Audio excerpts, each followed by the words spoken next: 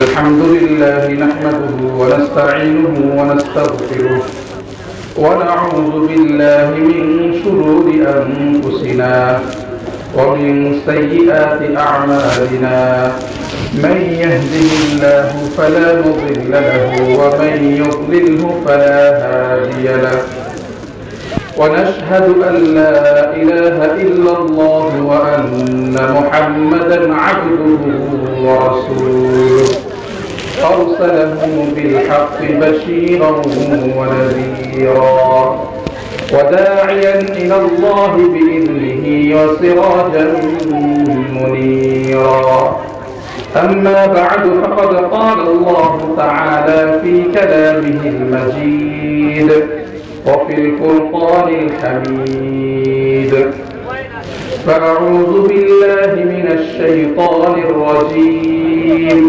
بسم الله الرحمن الرحيم الذي خلق الموت والحياة ليبلوكم أيكم أحسن عملا وهو العزيز الحكيم صدق الله العظيم وصدق رسوله النبي الكريم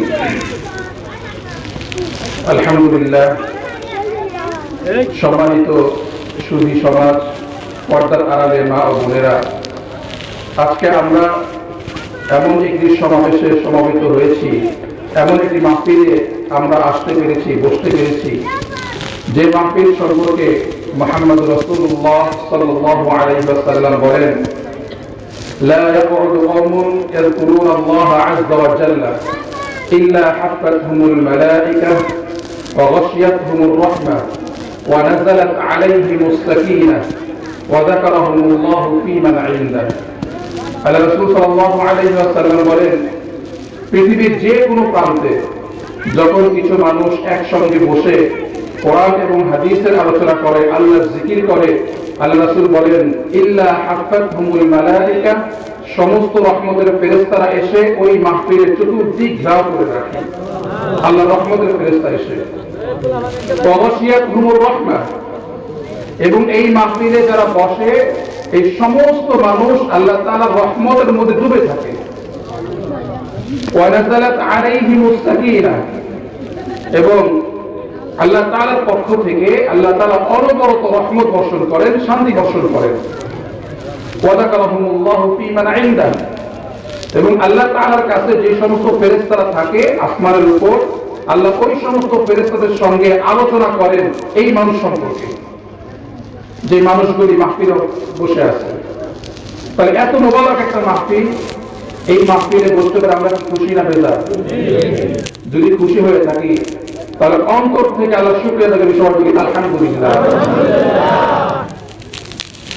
আমরা সবাই একটা জিনিস জানি যে কুল্লু নাফসিন যায়িকাতুল মাউত, প্রত্যেকটা মানুষকে ইন্তেকাল করতে হবে, মৃত্যুবরণ করতে হবে। অনেক নাস্তিক আছে, যেই হোক না কেন, যে ধর্মের হোক, যে মতবাদের হোক, নাস্তিক হোক, আল্লাহকে বিশ্বাস করে না এমন মানুষ আছে না? ধর্ম বিশ্বাস করে এমন মানুষ অনেক আছে, নবী রাসূল বিশ্বাস করে না এরকম অনেক নাস্তিক আছে, কিন্তু মৃত্যু বিশ্বাস করে না এমন একটা মানুষ কি পাওয়া যাবে? যাবে না। প্রত্যেকটা মানুষ এই ব্যাপারে একমত যে প্রত্যেকটা মানুষ যেহেতু জন্মগ্রহণ করছে এটা মৃত্যুবরণ করতে হবে। মৃত্যু এই ব্যাপারে কারোর কোনো দ্বিমত নাই। আমরা সবাই জানি, আজকে আমরা যেখানে মাহফিল করতেছি 6-7 মাস আগে এখানে জীবিত ছিল আমার নানি লাগে, উনি কিন্তু চলে গেছেন। আপনারা যারা মুরব্বী আছেন তারা কিন্তু দেখছেন এলাকার অনেক মানুষ আরো কয়েক বছর আগে যারা ছিল এখন নাই। যিনি যত বয়স্ক তার চোখের সামনে তত মানুষ কবরে চলে গেছে, কত মানুষ কবরে চলে গেছে। কিন্তু দেখেন, মৃত্যুবরণ করতে হবে এটা সত্য কথা। মৃত্যুকে আমরা কিন্তু সবাই ভয় পাই কিনা? সবাই ভয় পাই। এমন একজন মানুষ পাওয়া যাবে না আমরা ইন্তেকালকে ভয় পাই না। অথচ আমাদের এই সামনে ইন্তেকাল যেটা আমাদের সামনে আছে এটা অনিবার্য, সবার জন্য হবে। এই ইন্তেকালের আগেও কিন্তু আমাদের 3 বার ইন্তেকাল হয়ে গেছে, আবার সামনে তিনবার ইন্তেকাল হবে। কিভাবে? আমরা সর্বপ্রথম আদম আলাইহিস সালামের নসবের ভিতরে আমরা জান্নাতে বসবাস করতাম। আদম আলাইহিস সালাম আল্লাহ তাআলার ইচ্ছা একটা ভুল করছেন এবং ওই ভুলের কারণে আল্লাহ রাব্বুল আলামিন আদম আলাইহিস সালামকে জান্নাত থেকে বের করে দেন এবং আমাদের সবার রূহ ওই জান্নাত থেকে নিয়ে রূহের জগতে রাখেন। এরপরে আমরা রূহের জগৎ থেকে মায়ের পেটে আসি, মায়ের পেট থেকে আমরা দুনিয়াতে আসি। তিনবার ইন্তেকাল হয়েছে। ইন্তেকাল শব্দের অর্থ হচ্ছে স্থানান্তর করা। যেমন আজকে আপনি মানিকগঞ্জ আসছেন, কাতারে চট্টগ্রাম গেলেন, তার মানে আপনি মানিকগঞ্জ থেকে চট্টগ্রাম ইন্তেকাল করলেন। আপনি দুনিয়ায় আসেন, দুনিয়া থেকে কবরে গেলেন, তার মানে আপনি এখান থেকে দুনিয়া থেকে কবরে ইন্তেকাল করলেন, মানে স্থানান্তরিত করা, স্থানান্তর হওয়া। তো আমরা জান্নাত থেকে রূহের জগতে ইন্তেকাল করছি একবার, আবার রূহের জগৎ থেকে মায়ের পেটে ইন্তেকাল করছি একবার, আবার মায়ের পেট থেকে দুনিয়াতে আরেকবার ইন্তেকাল করছি, আবার দুনিয়া থেকে আমরা কবরের জগতে যাবো, একবার ইন্তেকাল হবে, আবার কবরের জগৎ থেকে আমরা হাসরের ময়দানে যাবো, আরেকবার ইন্তেকাল হবে, আবার হাসরের ময়দান থেকে যে সমস্ত মানুষ দুনিয়াতে ভালো কাজ করছে তারা যাবে জান্নাতে, আর যারা খারাপ কাজ করছে তারা যাবে কোথায়? জাহান্নামে। তো আমি যেটা বলতে চাই সেটা হচ্ছে আমরা একবার জান্নাত থেকে রূহের জগৎ, রূহের জগৎ থেকে আমরা মায়ের পেট, মায়ের পেট থেকে দুনিয়া ইন্তেকাল করছি। আমরা তিনবার ইন্তেকাল করেছি, কিন্তু এই তিনবার ইন্তেকাল হওয়ার মাঝে আমরা কিন্তু কখনো ভয় পাইনি। আমরা কিন্তু কখনো শঙ্কিত ছিলাম না আমার ইন্তেকাল হয়ে যাবে, এরকম কখনো কোনো ভয় পাইনি। কিন্তু সামনে যে ইন্তেকাল আছে আমরা এই ক্ষেত্রে ভয় পাই কেন? এর কারণটা কি? ইন্তেকালের নাম শুনলে আমরা অনেকে আটকে উঠি। এর কারণ হচ্ছে জান্নাত থেকে রূহের জগৎ, রূহের জগৎ থেকে আবার মায়ের পেট, মায়ের পেট থেকে দুনিয়াতে আমরা ইন্তেকাল করছি। তখন আমরা যে চলাফেরা করতাম, আমরা আমাদের নিজের ইচ্ছায় চলাফেরা করতাম না। আল্লাহ রাব্বুল আলামিন আমাদেরকে যেভাবে চালাতেন আমরা সেইভাবেই চলতাম, ঠিক কি না? কিন্তু দুনিয়ায় আসার পরে আমরা কিন্তু আল্লাহর ইচ্ছায় চলি না আমাদের ইচ্ছায় চলি? আমাদের ইচ্ছায় চলি। আল্লাহ বলছে নামাজ পড়ো, নামাজ পড়ে সবাই। আল্লাহ বলছে রোজা রাখো, রোজা রাখে সবাই। আল্লাহ বলছে সুদ খায় না, সুদ খায় নাকি মানুষ? খায়। আল্লাহ বলছে ঘুষ খায় না, ঘুষ খায় কিনা?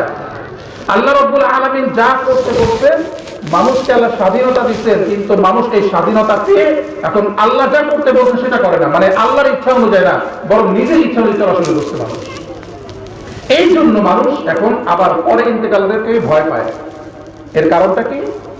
আল্লাহর কথা মতো চলি নাই, নিজের ইচ্ছা মতো চলছি, অনেক গুনার কাজ করছি, আল্লাহর অনেক নির্দেশ অমান্য করছি, না জানি আমার কি হয়, ইন্তেকাল হওয়ার পরে আমার না জানি কি হয়।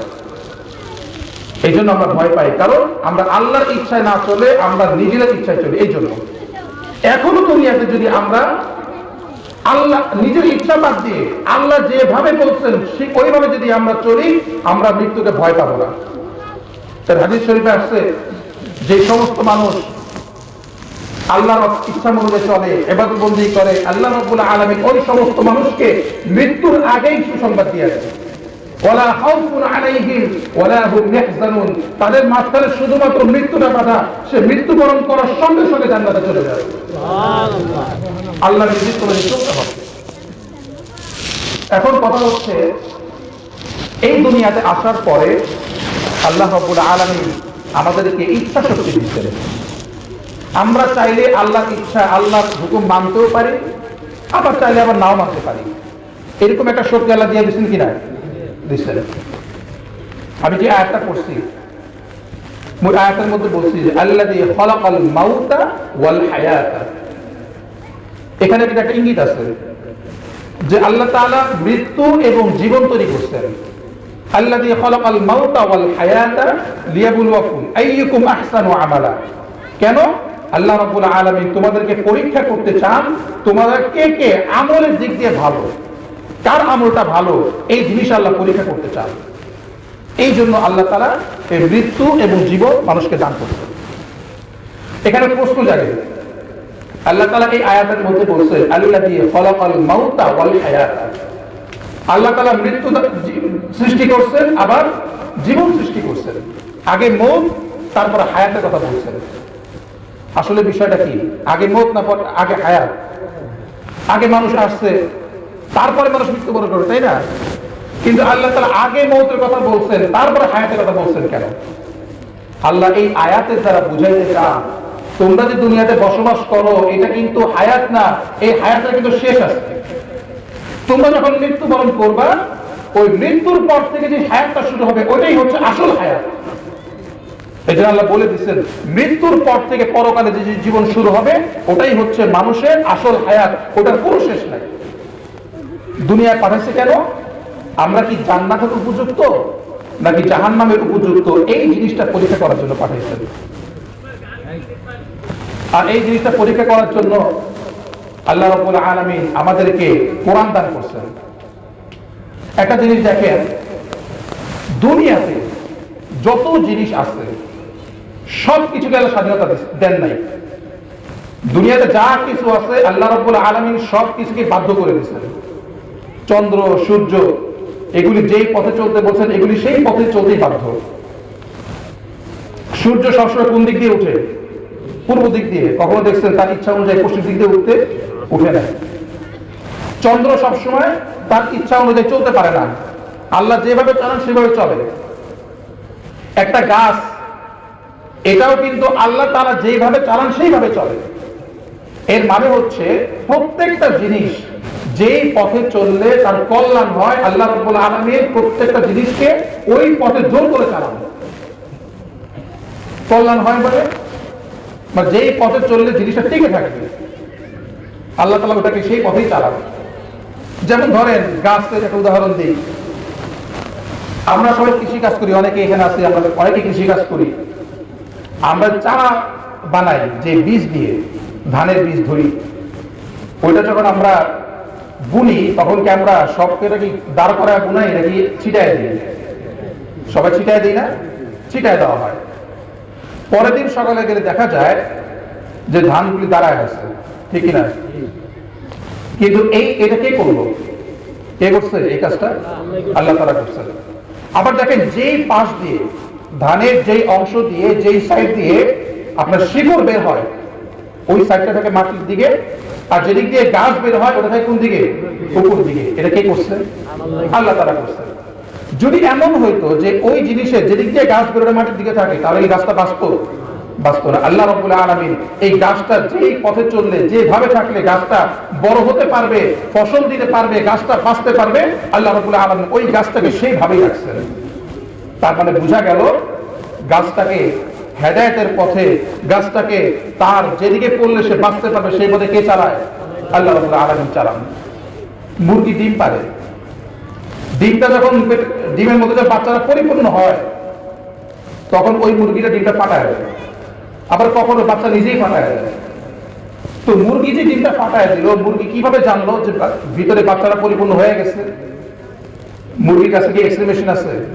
কোনো মেশিন নাই, আল্লাহ তাআলা জানায় দিচ্ছেন। আল্লাহ তাআলা এই ডিম থেকে বাচ্চাটা কোনোভাবে বের করে দিচ্ছেন যেন বাচ্চাটা মরে না যায়। তো এইভাবে মানুষ ছাড়া পৃথিবীর যত বস্তু আছে সমস্ত জিনিসকে আল্লাহ রাব্বুল আলামিন পরিচালনা করেন তার নিজের শক্তিতে। যেভাবে চলতে বলছেন সেভাবে চলতে বাধ্য করে দেয়। কিন্তু মানুষকে আল্লাহ রাব্বুল আলামিন যেভাবে চলতে বলছেন সেভাবে চলতে কি বাধ্য করছেন? মানুষকে বলছে নামাজ পড়ো, নামাজ পড়তে বাধ্য করছেন? করেন নাই। মানুষকে বলছে রোজা রাখো, রোজা রাখতে বাধ্য করছেন? করেন নাই। এরকম করে আল্লাহ তাআলা যে ইবাদত বন্দেগী করতে বলছেন মানুষকে ওই পথে চলতে কিন্তু বাধ্য করেন নাই। এর কারণটা কি? এর কারণ হচ্ছে আল্লাহ রাব্বুল আলামিন মানুষকে দুনিয়ায় প্রেরণ করছেন একটা কারণে, সেটা হচ্ছে পরীক্ষা করা। যদি কাউকে বাধ্য করা হয় তাহলে কিন্তু পরীক্ষা করা হয় না। আল্লাহ রাব্বুল আলামিন পরীক্ষা করার জন্য দুনিয়ায় পাঠাইছেন। এই দুনিয়ায় পাঠিয়ে আল্লাহ দেখতে চান আমলের দিক দিয়ে কে ভালো, কে বেশি আমল করে, কে ভালো আমল করে, এইটা দেখার জন্য। দেখেন পরীক্ষার হলে আমরা পরীক্ষা দিই, পরীক্ষার হলের মধ্যে যখন আমরা পরীক্ষা দিই তখন কি আমরা যদি ভুল উত্তর লিখলে কি আমরা নাম্বার পাবো না। তখন কিন্তু আমাদের সঠিক উত্তর লিখতে হয়। নিয়ম এটা, সঠিক উত্তর লেখা। তারপরও যদি কোনো মানুষ ভুল উত্তর লেখে তাহলে তাকে কেউ বাধা দেয়? কোন স্যার এসে বলে তুমি ভুল উত্তর লিখেছো, বাইরে হয়ে যাও, বলে কেউ? বলে না। মানে ভুল উত্তর লিখলেও স্বাধীনতা আছে, সঠিক উত্তর লিখলেও স্বাধীনতা আছে, সব রকম স্বাধীনতা দেওয়া হয়। কিন্তু যদি কেউ ভুল উত্তর লেখে তাহলে তাকে মার্কস দেওয়া হয় না, সে পরীক্ষায় ফেল করে। আবার যদি কেউ সঠিক উত্তর লেখে তাহলে তাকে কি দেওয়া হয়? মার্কস দেওয়া হয় এবং সে পরীক্ষা পাস করতে পারে। ঠিক একইভাবে আল্লাহ রাব্বুল আলামিন মানুষকে পরীক্ষা করার জন্য মানুষকে স্বাধীনতা দিয়েছেন যে তুমি দুনিয়াতে যাও, আমি দেখবো তুমি কি আমার নির্দেশ অনুযায়ী চলো নাকি নিজের ইচ্ছা মতো চলো, কোন নির্দেশ অনুযায়ী চলো নাকি তুমি শয়তানের কথা মতো চলো। এটা আল্লাহ দেখবেন। যেই ব্যক্তি আল্লাহ তাআলার নির্দেশ অনুযায়ী চলবে সে পরীক্ষায় পাস করবে, আল্লাহ রাব্বুল আলামিন তাকে জান্নাত দান করবে। আর যে ব্যক্তি আল্লাহর নির্দেশ না মেনে নিজের ইচ্ছা অনুযায়ী খারাপ পথে চলবে, আল্লাহ রাব্বুল আলামিন তাকে জাহান্নামে নিক্ষেপ করবে। তাহলে বলেন, আমাদের সমাজে অনেক মানুষ আছে যারা বলে যে আল্লাহর নির্দেশ ছাড়া একটা গাছের পাতাও নড়ে না, সুতরাং আমি যে গুনার কাজ করি এটা আল্লাহর ইচ্ছাই করি। এই কথাটা কি সঠিক না ভুল? আল্লাহর ইচ্ছা হলে গাছের যে একটা পাতাও নড়ে না, ওটা আল্লাহ বলেই দিয়েছেন যে আমার ইচ্ছা ছাড়া, মানুষ ছাড়া কোনো কিছুই করতে পারবে না। কিন্তু মানুষকে আল্লাহ তাআলা এরকম স্বাধীনতা দিচ্ছেন। আবার এরকম না যে মানুষ আল্লাহ নির্দেশ ছাড়া সবকিছু করতে পারে, এরকমও না। মানুষের ক্ষমতা কিরকম একটা উদাহরণ মধ্যে বোঝানো যায়। হযরত আলী রাদিয়াল্লাহু তাআলা আনহু তাকে একবার জিজ্ঞেস করছে যে মানুষ কি মন চাইলে সবকিছু করতে পারে? তিনি বলছেন কিছু পারে, কিছু পারে না। কিরকম করে? উনি বলছেন তুমি তোমার একটা পা উঠাও। উনি এক পা উঠাইছেন। পরে আলী বলেন তুমি দ্বিতীয় পা উঠাও তো দেখি, পারবে উঠাইতে? পারবে না। মানুষের একটা ক্ষমতা আছে, সে এক পা নিচে রেখে আর এক পা উঠাইতে পারবে, কিন্তু দুই পা একসঙ্গে উঠারও ক্ষমতা মানুষের নাই। আল্লাহ তাআলা মানুষকে ক্ষমতা দিয়েছেন এতটুকু যে মানুষ চাইলে আল্লাহর নির্দেশ না মেনে চলতে পারবে। এটা কেন দিচ্ছেন? মানুষকে পরীক্ষা করার জন্য। এই জন্য আল্লাহ রাব্বুল আলামিন মানুষকে পরীক্ষা করার জন্য কোরআন দান করছেন, যে মানুষ কোরআন পায়ে মানুষ কোরআন অনুযায়ী আমল করবে। একবার এক লোক, বিভিন্ন সিরাতের কিতাবের ঘটনা আসছে এরকম, একবার একজন লোক একটা পুরাতন কবরে পাশ দিয়ে যাচ্ছিল। তো যাওয়ার সময় দেখে ওই কবরের মধ্যে একটা মানুষ নামাজ পড়তেছে। মানে খুব ভাঙা আছে, একটু আধা ভাঙা, অল্প একটু ফুটা আছে। ওখানে যদি দেখেন যে একটা লোক নামাজ পড়তেছে কবরের মধ্যে, তখন তিনি আশ্চর্য হলেন যে এই লোকটা এখানে ঢুকলো কি করে এত ছোট্ট ফুটা দিয়ে। তাকে জিজ্ঞেস করছেন, ভাই আপনি কিভাবে ঢুকছেন এখানে? এটা রাসূলের অনেক আগের কথা, অন্য উম্মতের কথা এটা। তখন ওই লোকটা বলতেছে, ভাই সবাই যেভাবে ঢুকে আমি সেইভাবেই ঢুকছি। কিভাবে ঢুকছেন? আমাকে মানুষ এনে আমাকে খাটিয়ার মধ্যে শোয়া আছে, শোয়া এখানে এনে আমাকে কবর দিয়ে দিচ্ছে। তখন ওই লোকটা বলছে, আপনি কি মৃত নাকি? বলতেছে, হ্যাঁ আমি মুর্দা, আমি কিন্তু জীবিত না। তখন ওই লোকটা বলতেছে, ভাই আপনি এখানে নামাজ পড়তেছেন কেন? উনি বলতেছেন, দুনিয়াতে আমার সবচেয়ে প্রিয় কাজ ছিল নামাজ পড়া। আমি নামাজ পড়তে অনেক পছন্দ করতাম, আমার নামাজ পড়া অনেক ভালো লাগতো। আমি এক ওয়াক্ত নামাজ পড়ার পরে আমি আবার নামাজ পড়ার জন্য উদ্বিগ্ন হয়ে থাকতাম, কখন নামাজের সময় হবে আমি নামাজ পড়ব। তো যখন আমি ইন্তেকাল করি তখন আমি আল্লাহ রাব্বুল আলামিনের কাছে দোয়া করছি, আল্লাহ কবরে যেহেতু শুয়ে থাকতে হবে, আপনি তো বলছেন যে সমস্ত মানুষ নেক আমল করবে ওই মানুষগুলো যখন কবরের মধ্যে যাবে তারা নবদুলহানের মতো একদম আরামে ঘুমায় থাকবে, কেউ ডিস্টার্ব করবে না। তো আমি ওখানে ঘুমায় যায় কি করব? আপনি আমাকে একটা সুযোগ দেন, আমি যেন কবরে যে নামাজ পড়তে পারি, কারণ আমাকে নামাজ পড়তে ভালো লাগে। আপনি তো বলছেন মানুষ যা চাবে নেক আমল করার পরে আপনি তাই দিবেন, আমি চাই নামাজ পড়তে, আপনি আমাকে নামাজ পড়ার সুযোগ দিয়ে। তো এই কারণে আল্লাহ রাব্বুল আলামিন আমার ইন্তেকালের পরে আমাকে নামাজ পড়ার সুযোগ দান করছেন। ওই লোকটা জিজ্ঞেস করতেছে, ভাই আপনি নামাজ পড়তেছেন কতদিন যাবত নামাজ পড়তেছেন? ওই লোকটা বলতেছে, কবরের মধ্যে যে লোকটা নামাজ পড়তেছিল সে বলতেছে, আমি এখানে 400 বছর যাবত একাধারে নামাজ পড়তেছি। সুবহানাল্লাহ। তো এই কথাটা শোনার পরে যে লোকটা জিজ্ঞেস করছিল, জীবিত যে লোকটা, সে বলতেছে সুবহানাল্লাহ, সেও সুবহানাল্লাহ বলছে। তখন ওই কবরবাসী ওই ব্যক্তি বলতেছে, ভাই আপনি আমার 400 বছরের আমল দেখে আপনি সুবহানাল্লাহ বললেন, আপনি আমার 400 বছর আমল নিয়ে যান, আপনি যে এখন সুবহানাল্লাহ বলবেন এই আমলটা আমাকে দিয়ে দেন। এখন ওই লোকটা বলতেছে, কেন আপনার 400 বছর আমল আমাকে দিয়ে দিবেন, আমার মাত্র একটা সুবহানাল্লাহ আমলটা নিয়ে নেবেন, এর মানে কি? উনি বলতেছেন, দেখেন আমি এখন কবরে চলে গেছি, এখন আমি যত আমল করি না কেন কোন আমলের দাম নাই, কোন আমলের বিনিময়ে আমি কোন সওয়াব পাবো না। আমাকে আল্লাহ নামাজ পড়ার সুযোগ দিয়েছে, আমি চাইছি এই জন্য। কেন? আমি এখন পরীক্ষার হল থেকে বাইরে চলে গেছি, কিন্তু আপনি এখনো পরীক্ষার হলের মধ্যে আছেন, আপনি যদি একবার সুবহানাল্লাহ বলেন আল্লাহ রাব্বুল আলামিন ওইটার বিনিময়ে অনেক বড় প্রতিদান দান করবেন। সুবহানাল্লাহ। এর কারণটা কি? এর কারণ হচ্ছে আমরা এখনো পরীক্ষার হলের মধ্যে আছি। এই দুনিয়াটা কি একটা পরীক্ষার হল। পরীক্ষার হলের মধ্যে একটা ছাত্র যদি এক লাইন লেখে, এক লাইনের জন্য কিছু না কিছু মার্কস পায়, যত বেশি লিখবে সে তত মার্কস পাবে। পরীক্ষার হলের মধ্যে আমরা যে পরীক্ষা দেই, দুনিয়ার যে পরীক্ষার হলগুলো আছে এগুলাই শিক্ষা প্রতিষ্ঠানের পরীক্ষার হলের মধ্যে, এমন এমসিকিউ এখন অনেক পরীক্ষা হয়, শুধু বললা ভরাট করলে মার্কস পাওয়া যায়। তো পরীক্ষার হলের মধ্যে আপনি যতক্ষণ লিখবেন ততক্ষণ মার্কস পাবেন, যদি এক লাইন লেখেন তাতেও কিছু মার্কস পাবেন। কিন্তু পরীক্ষার হল থেকে বের হয়ে আপনি ঘরের মধ্যে বসে বসে যদি হাজার হাজার পৃষ্ঠা লেখেন, কোন মার্কস পাবেন? পাওয়া যাবে না, কারণ আপনি পরীক্ষার হল থেকে বের হয়ে আসছেন।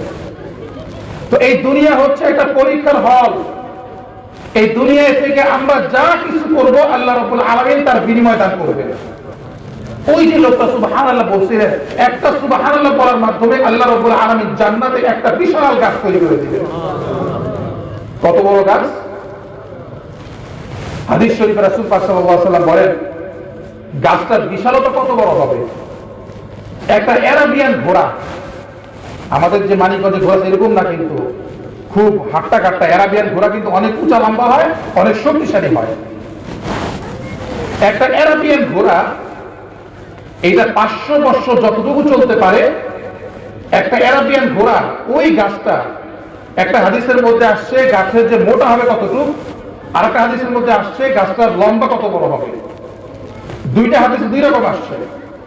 একটা হাদিসের মধ্যে আসছে ওই একটা শক্তিশালী আরাবিয়ান ঘোড়া 500 বছর দৌড়ে একটা গাছকে একটা রাউন্ড দিতে পারবে না। অন্য একটা হাদিসের মধ্যে আসছে একটা আরাবিয়ান ঘোড়া ওই বিশাল একটা গাছকে 500 বছর দৌড়ে তার ছায়াটা অতিক্রম করতে পারবে না।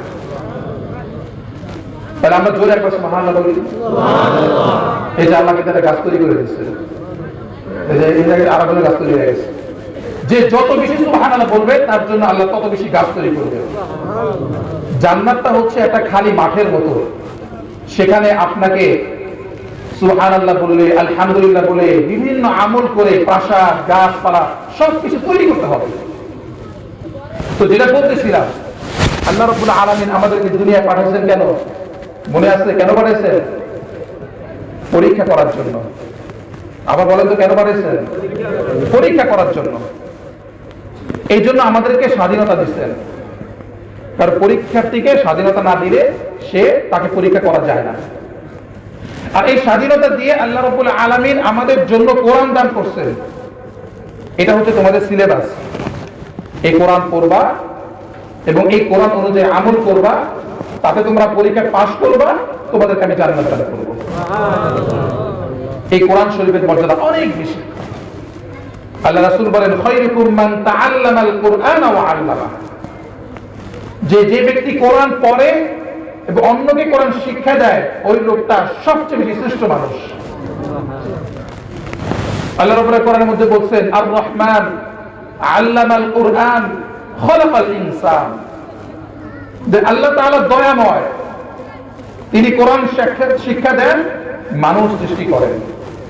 এখানে একটা বিষয় বুঝে, যে কোরআন শিক্ষা আগে দেয় না মানুষ সৃষ্টি আগে করে? বলেন দেখি, আগে কি মানুষ সৃষ্টি করা না কোরআন শিক্ষা দেওয়া? হ্যাঁ, আগে মানুষ সৃষ্টি করা না? আগে যদি মানুষ সৃষ্টি না করলাম তাহলে কি কোরআন শিক্ষা দিতে পারবো আমরা? পারবো না। এখানে তো এরকম বলা উচিত ছিল যে আল্লাহ রাব্বুল আলামিন এরকম বলা উচিত যে আমি আগে মানুষ সৃষ্টি করছি, তারপরে ওই মানুষগুলিকে কোরআন শিক্ষা দিয়েছি। এরকম বলা ছিল না? কিন্তু আল্লাহ তাআলা এরকম করে না বলে তিনি বলতেছেন কি, যে কোরআন শিক্ষা দিলাম, তারপর মানুষ সৃষ্টি করলাম। এর কারণটা কি? এর কারণ হচ্ছে আল্লাহ তাআলা এটা বুঝাইতে চান এই আয়াতের মাধ্যমে যে একটা মানুষের দুইটা হাত, দুইটা পা, দুইটা চোখ, তারপরে দাঁত, মাথা, পেট, এইরকম যে একটা অবয়ব আছে মানুষের, এইরকম অবয়ব থাকলেই মানুষ হয় না, বরং তার মধ্যে কোরআন শিক্ষা থাকতে হয়।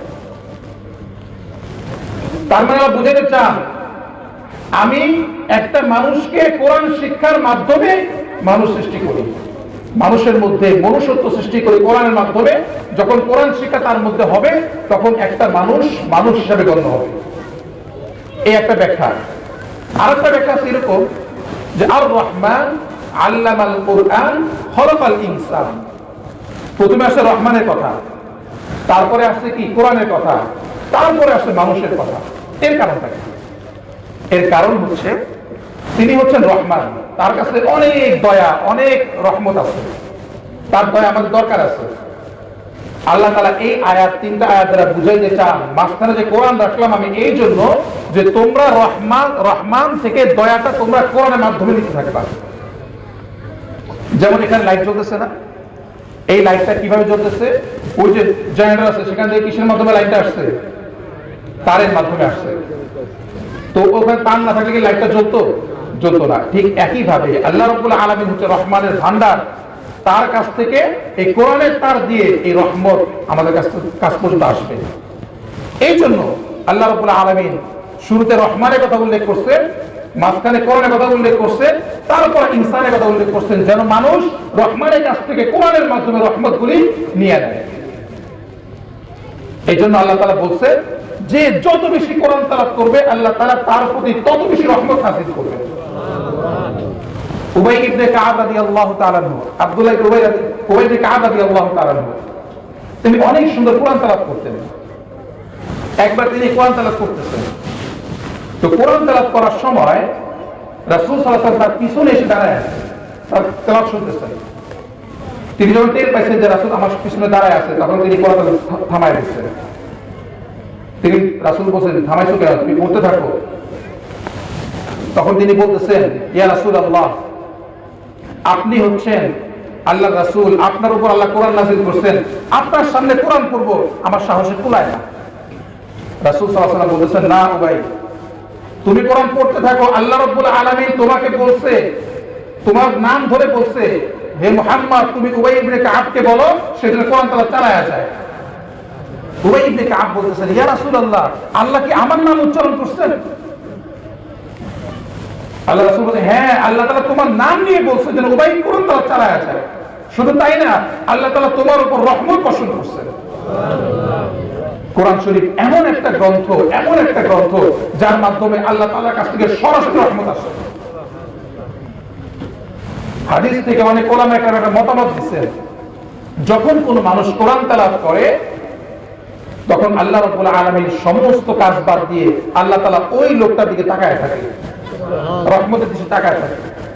আল্লাহ তাআলা কোনো কাজ বাদ দেয়া লাগে না, আল্লাহ একসঙ্গে অনেক কাজ করতে পারে। আল্লাহর মধ্যে কিন্তু কোনো দুর্বলতা নাই।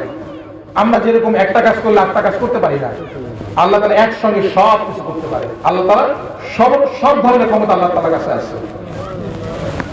তো যাই হোক, কোরআনের ফজিলত এত বেশি। একবার এক বুজুর্গ তিনি স্বপ্নে দেখছেন যে কবরের মধ্যে এক লোক, মানে কবরের মধ্যে যে মানুষ কবর জিয়ারত করে, দোয়া কালমা পড়ে, তো কবরের মধ্যে অনেক নেকি আছে, অনেক নেকি ছড়ায় ছিটায় আছে। ওই স্বপ্নে একটা নমুনা দেখছেন।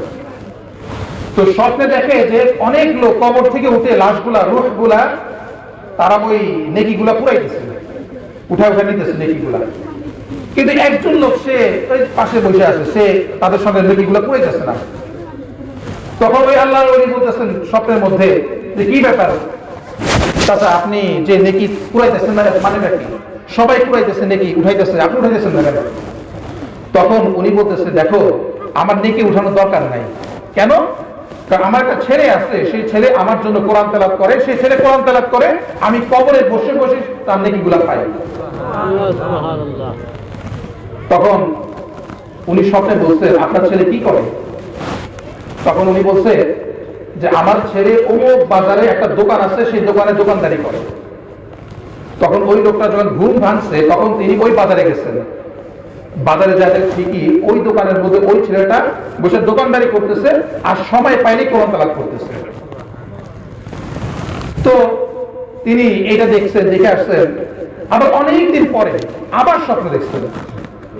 এবার স্বপ্নে দেখে যে ওই যে আগে যে লোকটা নেকিগুলো কুড়ায় নাই, নেকিগুলো উঠায় নাই, সেও কিন্তু এখন তাদের সঙ্গে নেকি কুড়াইতেছে। তিনি জিজ্ঞেস করছেন, কি ব্যাপার, আপনি এখন নেকি কুড়াইতেছেন কেন? আপনারা তো এর আগে দেখছিলেন নেকি কুড়ান নাই। তখন উনি বলতেছেন, দেখো বাবা, আমার ওই ছেলেটাও মারা গেছে, এখন আমার জন্য কে নেকি পাঠাবে, এই জন্য আমিও নেকি তুলতেছি। কোরআন শরীফ, আমি এই জন্য বলি কোরআন শরীফ এটা প্রত্যেকটা মানুষের উচিত তার সন্তানকে শিক্ষা দেয়া, উচিত কিনা? সন্তান যত কোরআন তেলাওয়াত করবে আপনি কবরে শুয়ে শুয়ে এই সব বলে বেঁচে থাকবেন। ইদা মাতাল ইনসান ইনকাতা আমালু ইল্লা মিন সালাতিন। আল্লাহ রাসূল বলেন, মানুষ যখন মারা যায় তখন তার সমস্ত আমল বন্ধ হয়ে যায় মাত্র তিনটা আমল ছাড়া। সাদাকাতুন জারিয়া, আও ইলমুন ইনতাফাউ বিহি, আও ওয়ালাদুন সালিহ। আল্লাহ রাসূল বলেন, ওই তিনটা আমল কি? সদকায়ে জারিয়া, মানুষ মসজিদে, মাদ্রাসায় বা যে সমস্ত আমলগুলি দানগুলা করে সদকায়ে জারিয়া, এই সব যে দানগুলা করে তার মৃত্যুর পরও ওই সবগুলি সে পেতে থাকে। তারপরে আরেকটা হচ্ছে আও ইলমুন ইনতাফাউ বিহি, এমন ইলম যে ইলমগুলি মানুষের উপকারে আসে, এরকম ইলম। তিন নম্বরে বলা হয়েছে আও ওয়ালাদুন সালিহ, আও ওয়ালাদুন সালিহ, নেক সন্তান। নেক সন্তান যার আছে এটাও তার জন্য একটা সদকায়ে জারিয়ার মতো, সে সারা জীবন কবরের মধ্যে শুয়ে সে ওই নেক সন্তানের উসিলায় সে সওয়াব পেতে থাকবে। এই জন্য প্রত্যেকটা মানুষের উচিত তার সন্তানকে কোরআনের শিক্ষা দেয়া। এই ব্যাপারে কোনো অবহেলা করা যাবে না, সেই সাথে নিজেরও শিক্ষা গ্রহণ করা উচিত। দেখেন, এই যে কোরআন শরীফটা আমাদের কাছে আল্লাহ তাআলা পাঠাইছেন, এইটাকে বলা হয় আল্লাহ তাআলার রশি। এটাকে কি বলা হয়? আল্লাহ তাআলার রশি বলা হয়। কিরকম? একটা মানুষ যদি কুয়ার মধ্যে পড়ে যায়, গভীর কুয়ার মধ্যে, তাহলে তাকে তোলার জন্য কি করতে হয়? একটা রশি ফেলতে হয়। রশিটা যদি নরম হয় তাহলে হবে? রশিটা শক্ত মজবুত হইতে হয়। তারপরে যে লোকটা কুয়ার মধ্যে পড়ছে তাকে ওই রশিটা কি ধরতে হবে না? ধরতে হয়। তারপরে যারা ওই রশিটা ফেলছেন তাদেরকে আবার দয়া করে রশিটা উপর দিকে টানতে হয়। এই চারটা শর্ত। রশি ফেলতে হবে, রশিটা শক্ত মজবুত হবে, যে লোকটা কুয়ার মধ্যে পড়ছেন তাকে রশিটা শক্ত করে ধরতে হবে এবং উপর থেকে আবার রশিটা দয়া করে উপর দিকে টানতে হবে। এই চারটা শর্ত পাওয়া গেলে একটা মানুষ কুয়ার থেকে উঠতে পারবে। আল্লাহ রাব্বুল আলামিন আমাদেরকে জান্নাত থেকে বের করে দিয়েছেন। জান্নাত কোথায়? উপরে না নিচে? উপরে। উপরে, সাত আসমানের উপরে, একদম আরশের নিচে জান্নাতের ছাদ আর আল্লাহ তাআলার আরশের ছাদ বরাবর। এত উপরে জান্নাত, সাত আসমানের উপরে জান্নাত। ওই জান্নাত থেকে আমরা দুনিয়া চলে আসছি, এত নিচে নেমে আসছি, তার মানে আমরা একটা গভীর কূপের মধ্যে পড়ে গেছি। এখন আমাদের কি এখানে পড়ে থাকতে হবে নাকি এখান থেকে তুলবেন? আল্লাহ তুলবেন না? তুলবেন। তো আমাদেরকে তোলার জন্য তুলে কোথায় নেবেন? জান্নাতে নেবেন, যেখান থেকে আমরা পড়ে গেছি সেখানে নিয়ে যাবেন আল্লাহ তাআলা। তো আল্লাহ রাব্বুল আলামিন সেখান থেকে, এই দুনিয়া থেকে, কুয়ার থেকে তুলে জান্নাতে নেওয়ার জন্য রশি ফেলছেন। ওই রশিটাই হচ্ছে কোরআন শরীফ। তো এই কোরআন শরীফ আল্লাহ তাআলা বলছেন, আমি তোমাদেরকে রশি দান করলাম এবং এই রশিটা অনেক শক্তিশালী একটা রশি। যালিকাল কিতাবুল লা রাইবা ফীহি, এর মধ্যে কোনো সন্দেহ নাই। এবং আমি নিজেই এই রশিটা আবার টান দিব। তোমাদের শুধু একটা মাত্র কাজ, তোমরা শক্ত করে কোরআনটা ধরে রাখো। একটা মাত্র কাজ, যখন আমি টান দিব তখন যেন তোমরা এই রশির সঙ্গে উঠে আসতে পারো। তো এই যে একটা রশি ধরতে বলছেন আল্লাহ তাআলা, এই রশি ধরার মানেটা কি? রশি ধরার অর্থটা কি? এই ব্যাপারে আল্লাহ তাআলা কোরআনের মধ্যে বলে দিচ্ছেন, ইয়াতলু আলাইহিম আয়াতিকা ওয়া ইউআল্লিমুহুমুল কিতাব ওয়াল হিকমাতা ওয়া ইউযাক্কিহিম। আল্লাহ রাসূলকে আল্লাহ তাআলা চারটা দায়িত্ব দিয়েছেন।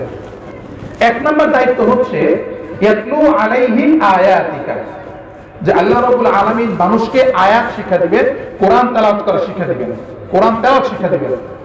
ওয়া ইউআল্লিমুহুমুল কিতাব, কোরআনের বিধান শিক্ষা দিবেন। ওয়াল হিকমা, কোরআন সুন্নাহ শিক্ষা দিবেন। ওয়া ইউযাক্কিহিম, আল্লাহ রাব্বুল আলামিন এই কোরআন দ্বারা মানুষকে পবিত্র করবেন। তো দেখেন রাসূল সাল্লাল্লাহু আলাইহি সাল্লামকে চারটা দায়িত্ব দিয়েছেন: কোরআন তেলাওয়াত শিক্ষা দেওয়া, কোরআনের বিধান শিক্ষা দেওয়া, কোরআনের ব্যাখ্যা শিক্ষা দেওয়া এবং কোরআন দ্বারা মানুষকে পবিত্র করা, আমল শিক্ষা দেওয়া। আচ্ছা, একজন শিক্ষকের যদি দায়িত্ব হয় পড়ানো, তাহলে ছাত্র দায়িত্বটা কি হয়? পড়া। আমি যে আলোচনা করতেছি, আমার দায়িত্ব কি? আলোচনা করা। আপনার দায়িত্বটা কি হবে? আলোচনা শোনা। রাসূলকে দায়িত্ব দিচ্ছেন এই জিনিসগুলি শিক্ষা দেওয়া, আমাদের দায়িত্বটা কি হবে? এই জিনিসগুলি শিক্ষা গ্রহণ করা।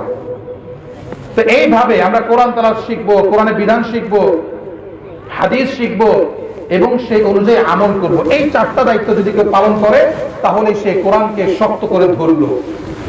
ওয়াতাসিমু বিহাবলিল্লাহি জামিআ ওয়া লা তাফাররাকু, আল্লাহ তাআলা বলেন তোমরা কোরআনকে শক্ত করে ধরো, তোমরা একটা সেকেন্ডের জন্য আলাদা হয়ে যেও না, কোরআন থেকে আলাদা হয়ে যেও না।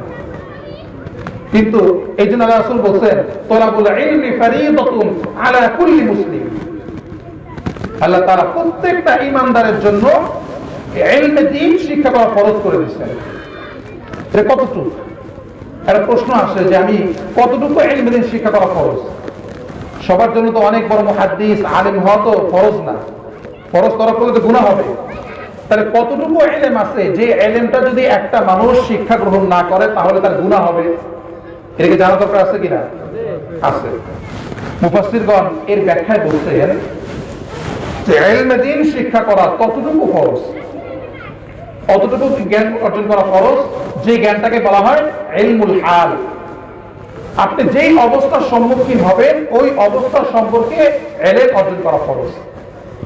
যেমন ধরেন একটা ছেলে এখন নাবালেগ, সে বালেগ হইল, বালেগ হওয়ার নামাজ ফরজ হইল, ঠিক না? তো নামাজ যখন ফরজ হয় তখন তাকে নামাজ শিক্ষা করা কি হইল? ফরজ হয়ে গেল।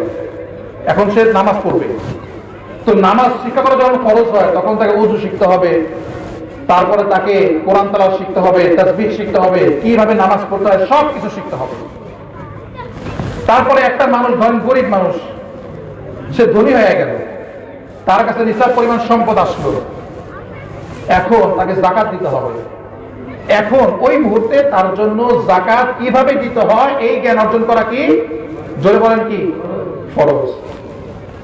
আবার একটা মানুষ হজে যাবে, হজে, তো হজে গেলে তাকে তওয়াফ করতে হবে, সাই করতে হবে, উকুফে আরাফা সব জায়গায় অনেক আহকাম আছে। তো যখন সে হজে যাবে তখন তাকে হজের যে আহকামগুলি আছে ওই আহকামগুলি অর্জন করা কি? ফরজ। তো এইভাবে একটা মানুষ যখন যে আমলের সম্মুখীন হবে তাকে তখন ওই আমলটা অর্জন করা কি? ফরজ হয়ে গেল। এজন্য আমরা যখন যে আমলের সম্মুখীন হব আমরা তখন অবহেলা করব না, তখন ওই আমলটা কিভাবে করতে হয় ওটা জানবো, তারপরে আমল করব। এই বিষয়টা আমাদের থাকতে হবে। আমাদের মধ্যে অনেকেই আছে যারা আমরা নামাজ কিভাবে পড়তে হয় এটা আমরা জানি না, কিভাবে রোজা রাখতে হয় এটাও জানি না, কিভাবে ওযু করতে হয় এটাও আমরা জানি না, কিভাবে ফরজ গোসল করতে হয় এটাও আমরা জানি না। তাহলে সে কি তার যে ফরজ ইলম এটাকে অর্জন করলো না? সে তো ইলম অর্জন করলো না, এর জন্য গুনাহগার হবে। আবার সে আমল করলো না, এর জন্য সে গুনাহগার হবে। তার মানে সে ডাবল গুনাহগার হবে। এই জন্য আমাদেরকে ইলম অর্জন করতে হবে, ইলমের কোনো বিকল্প নাই। ইলম অর্জন না করলে আমরা আমল করতে পারবো না। আমল করার জন্য আমাদেরকে ইলম অর্জন করতে হবে। আমল না জানলে কি আমরা ইলম অর্জন করতে? আমরা যদি ইলম না জানি আমল করতে পারবো? একটা মানুষ গাড়ি চালাবে, তাকে ড্রাইভিং শিখতে হবে না? নৌকা চালাতে গেলেও কিন্তু কিছু শিখতে হয়। আপনি যে নৌকা পাবেন যে বৈঠা দিয়ে, ওটাও কিন্তু শিখতে হয়, সবাই কিন্তু পারে না। প্রত্যেকটা কাজ করার জন্য শিখতে হয়। ঠিক একইভাবে প্রত্যেকটা মানুষকেও আমল করার জন্য ইলম শিখতে হবে। এই জন্য আমরা সবাই নিয়ত করি যে আমরা সবাই কোরআন শিখব, কোরআন ছাড়া আমরা কেউ থাকবো না। আল্লাহ তাআলা যদি জিজ্ঞেস করেন কি ব্যাপার, আমি একটা গ্রন্থ দিছিলাম কোরআন শরীফ, আমার পক্ষ থেকে শক্ত রশি দিছিলাম, তোমরা কি শিখছিলে এটা? যদি আমরা তেলাওয়াত করতে না পারি আমরা কি উত্তর দেব বলেন? অনেকেই বলে যে আমি বয়স হয়ে গেছে, আমি মানে উচ্চারণ হয় না, এটা অনেকেই বলে। আমি এর আগে আপনাদেরকে বলছিলাম বিষয়টা, যে দেখেন একটা পিতা যখন তার সন্তান ছোট থাকে তখন যে ডাকে বাবা বলে সব ঠিক মতো রাখতে পারে না, ডাকতে গেলে বাবা ঠিক মতো উচ্চারণ করতে পারে না। কিন্তু যখন একটা ছোট বাচ্চা ছেলে তার পিতাকে উচ্চারণ করতে পারে না তারপরও ডাকে, তখন কি বাবা বেশি খুশি হয় নাকি বড় হওয়ার পরে যখন শুদ্ধ হয় তখন বেশি খুশি হয়? ছোটবেলা ডাকলে বেশি খুশি হয়। আজ পর্যন্ত আমি অনেকে দেখছি, দেখেন অনেকেই বলে যে আমার ছেলেটা মাত্র 1 বছর বয়স, 1.5 বছর বয়স, এখন আব্বু আব্বু ডাকে। বলেন এরকম? আজ পর্যন্ত দেখছেন নাকি কাউকে বলতে যে আমার ছেলেটা 20 বছর বয়স, এখন আমাকে আব্বু ডাকে? এরকম বলে? তার মানে ওই ক্ষেত্রে বেশি খুশি হয়, এই জন্যই সে এইরকম কথা বলে। ঠিক একই ভাবে একটা মানুষ যখন কোরআন তেলাওয়াত শিখতে চায়, শিখে চেষ্টা করে, তার উচ্চারণ হয় না, সে আবার চেষ্টা করে, উচ্চারণ হয় না, আবার চেষ্টা করে, এরকম চেষ্টা করার উপরেই আছে সে। আল্লাহ রাব্বুল আলামিন এই মানুষটা উচ্চারণ করতে পারে না তারপরও চেষ্টা করে, আল্লাহ রাব্বুল আলামিন তখন অনেক বেশি খুশি হয়ে যান। তাহলে আমরা যে এরকম অজুহাত দেই যে বয়স হয়ে গেছে উচ্চারণ আসে না মুখ দিয়ে, এটা কি ঠিক অজুহাত নাকি ভুল? এরকম অজুহাত দিব কখনো? আমরা চেষ্টা করবো, হোক না হোক চেষ্টা করবো। আল্লাহ তাআলাকে বলবো আল্লাহ চেষ্টা করছিলাম তোমার কালাম শেখার জন্য, এটা তো বলতে পারবো ইনশাআল্লাহ। এজন্য প্রত্যেকের উচিত কোরআন তেলাওয়াত শেখা এবং তার সন্তানকেও শেখানো। আগ্রহ নাই আমাদের, কোরআন তেলাওয়াত শেখার কোনো আগ্রহই নাই, নেক আমল করার আগ্রহই নাই আমাদের। দেখেন নেক আমল করার আগ্রহ এটা কত মূল্যবান একটা জিনিস। আব্দুল্লাহ ইবনে মুবারক রাহমাতুল্লাহি আলাইহি অনেক বড় মুহাদ্দিস ছিলেন, তার হাজার হাজার লাখ লাখ ছাত্র আছে, তার অনেক বড় মুহাদ্দিস। উনি প্রত্যেক দিন রাত্রেবেলা তাহাজ্জুদ নামাজ পড়তেন, প্রত্যেক দিন রাত্রেবেলা। তো এই তাহাজ্জুদ নামাজ যখন পড়তেন তার বাড়ির পাশে একটা কামারের বাসা ছিল। তো ওই কামার সে তো তাহাজ্জুদ নামাজ পড়তে পারতো না, কারণ সারাদিন সে হাড় ভাঙা পরিশ্রম করতো, কারণ কামারের কাজ কিন্তু অনেক কঠিন, লোহা পিটাইতে হয়, অনেক কিছু তৈরি করতে হয়। সারাদিন কাজ করার পরে কিন্তু রাত্রেবেলা তাহাজ্জুদ রাত জাগা সম্ভব হয় না। তো ওই কামার তার পাশে বসবাস করত। আব্দুল্লাহ ইবনে মুবারক রাহমাতুল্লাহি আলাইহি অনেক বড় মুহাদ্দিস ছিলেন, তিনি ইন্তেকাল করছেন। তার ইন্তেকালের পরে তার এক ছাত্র স্বপ্নে দেখে যে তিনি জান্নাতের মধ্যে আছেন। তখন তাকে জিজ্ঞেস করছে, হুজুর আপনি তো অনেক বড় মুহাদ্দিস, আল্লাহ রাব্বুল আলামিন আপনার সঙ্গে কেমন আচরণ করছেন? তখন আব্দুল্লাহ ইবনে মুবারক বলছেন যে আল্লাহ তাআলা আমার সঙ্গে অনেক ভালো আচরণ করছেন, আল্লাহ তাআলা আমাকে অনেক নিয়ামত দান করছেন। তবে আমার বাড়ির পাশে যারা কামার ছিল না, ওই কামারটাকে আল্লাহ তাআলা এত নিয়ামত দান করছেন, আমি এখন জান্নাতে এসে তার নিয়ামত দেখে আমি আফসোস করি, আল্লাহ তাকে আমার চেয়ে বেশি নিয়ামত দান করছেন। এখন ওই ছাত্র ঘুম ভেঙে গেছে, স্বপ্ন দেখে উঠার পরে বলতেছে কি ব্যাপার, ওই কামারকে আল্লাহ কি নিয়ামত দান করছে, যে নিয়ামতটা আমাদের এত বড় মুহাদ্দিস এত বড় আলেম তার চেয়ে বেশি হয়ে গেছে, সে কি আমল করতো? তো এটা জানার জন্য সে তার বাড়িতে গেছে। তার বাড়িতে কি ছিল, পর্দার আড়াল থেকে সে জিজ্ঞেস করছে যে আপনার স্বামী কামার সে কি আমল করতো? তাকে এটা বলে, সবটা কথা বলে নাই, খালি বলছে কি আমল করতো। তখন তার স্ত্রী বলতেছে আমার স্বামী এরকম ওরকম কোন আমল করতো না, তবে তার একটা অভ্যাস ছিল এরকম যে যখনই আযান দিত তখন যদি তার সে ওই লোহার মধ্যে বাড়ি দেওয়ার জন্য হাতুড়ি উঠাইতো, আযানের আওয়াজ শোনার সঙ্গে সঙ্গে লোহাটা ফেলে দিয়ে সে নামাজের জন্য চলে যেত।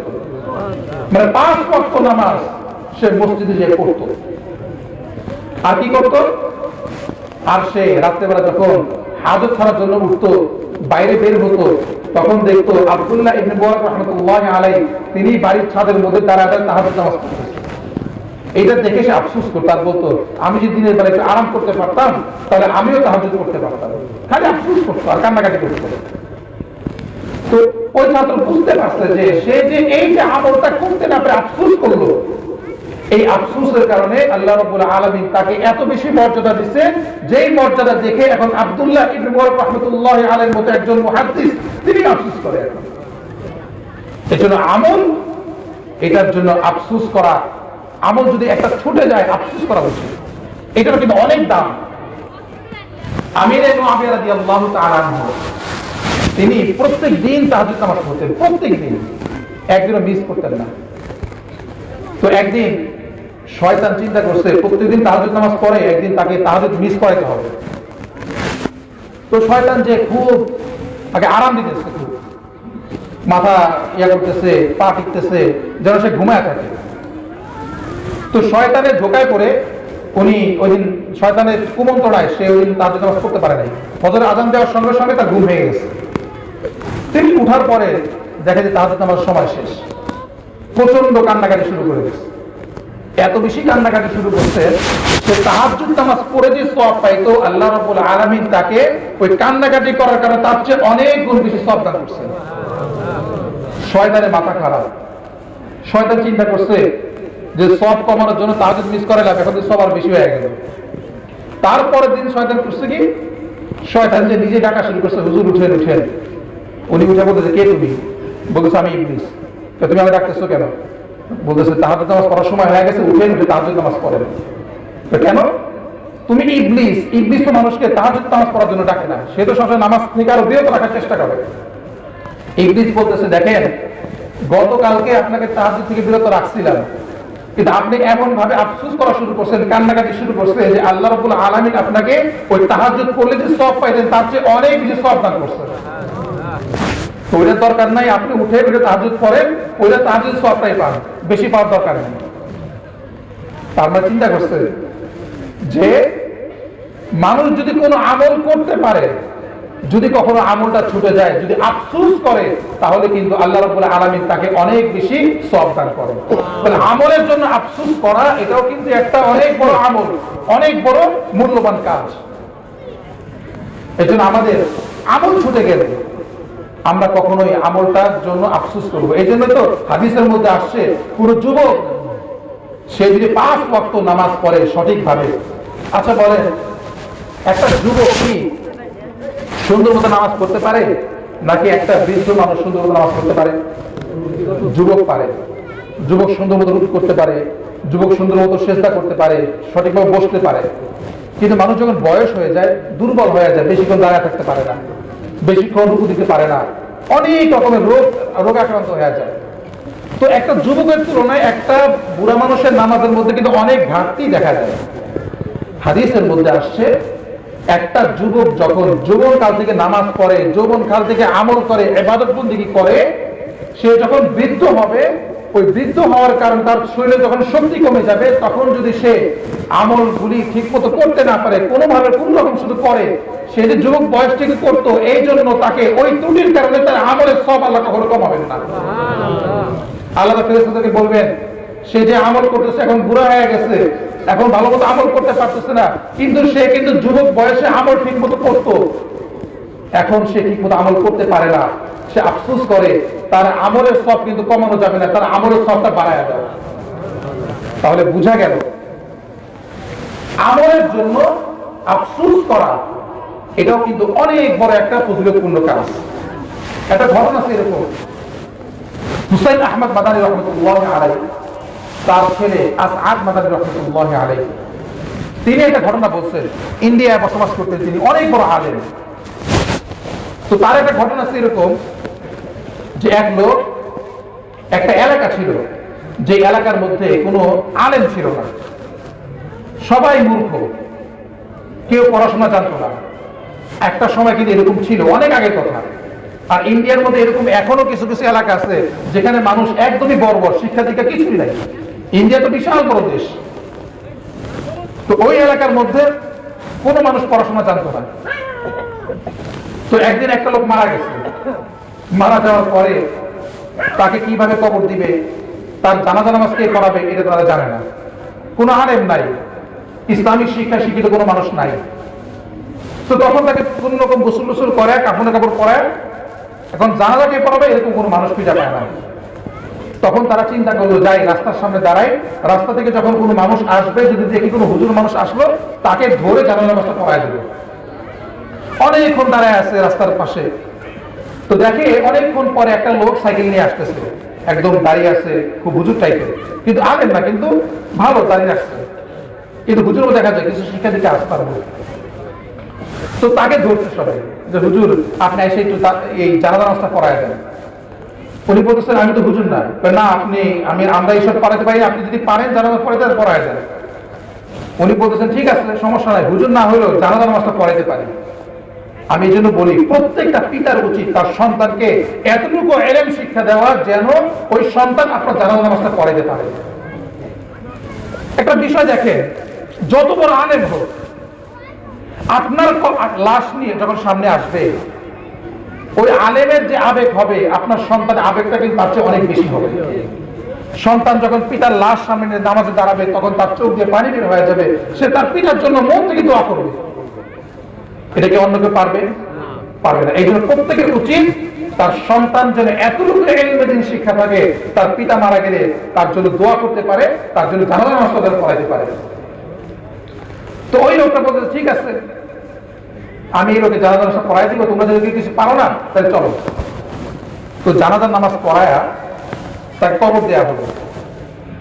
তো কবর দেওয়ার পরে ওই লোকটা অফিসে যেতেছিল, অফিসে যাওয়ার পর দেখে তার পকেটে গুরুত্বপূর্ণ কিছু কাগজ ছিল, ব্যাগ, মানি ব্যাগ, এটা সব পড়ে গেছে কোথায় যেন, উনি পাইতেছে না খুঁজে। তো উনি চিন্তা করতেছেন, আমি যে রাস্তার মধ্যে একটা মানুষের কবর দিলাম, হতে পারে ওখানে পড়ে যেতে পারে। তখন ওই লোকটা মনে করছে কবরের মধ্যে পড়ছে, তখন তিনি আবার চলে আসছে, আইসা এলাকার মানুষকে ডাকছেন, ডেকে বলতেছে আমি যে একটা মানুষের জানাজা নামাজ পড়াইলাম, তাকে কবর দিলাম, দাফন করলাম, আমার গুরুত্বপূর্ণ কিছু কাগজপত্র হয়তো এই কবরের মধ্যে পড়ে গেছে, আমি একটু কবরটা খুঁজে দেখতে চাই। শরীয়তের নিয়ম হচ্ছে, শরীয়তের মাসআলা হচ্ছে, যদি কোনো গুরুত্বপূর্ণ কাজ হয় তাহলে কবর খনন করা যায়, কোনো সমস্যা নেই। এলাকার লোকজন বলতেছে আপনি সব মাসআলা জানেন, আপনি যদি খনন করে করতে পারেন, কোনো সমস্যা নেই। তখন তিনি ওই কবরটা খনন করছেন।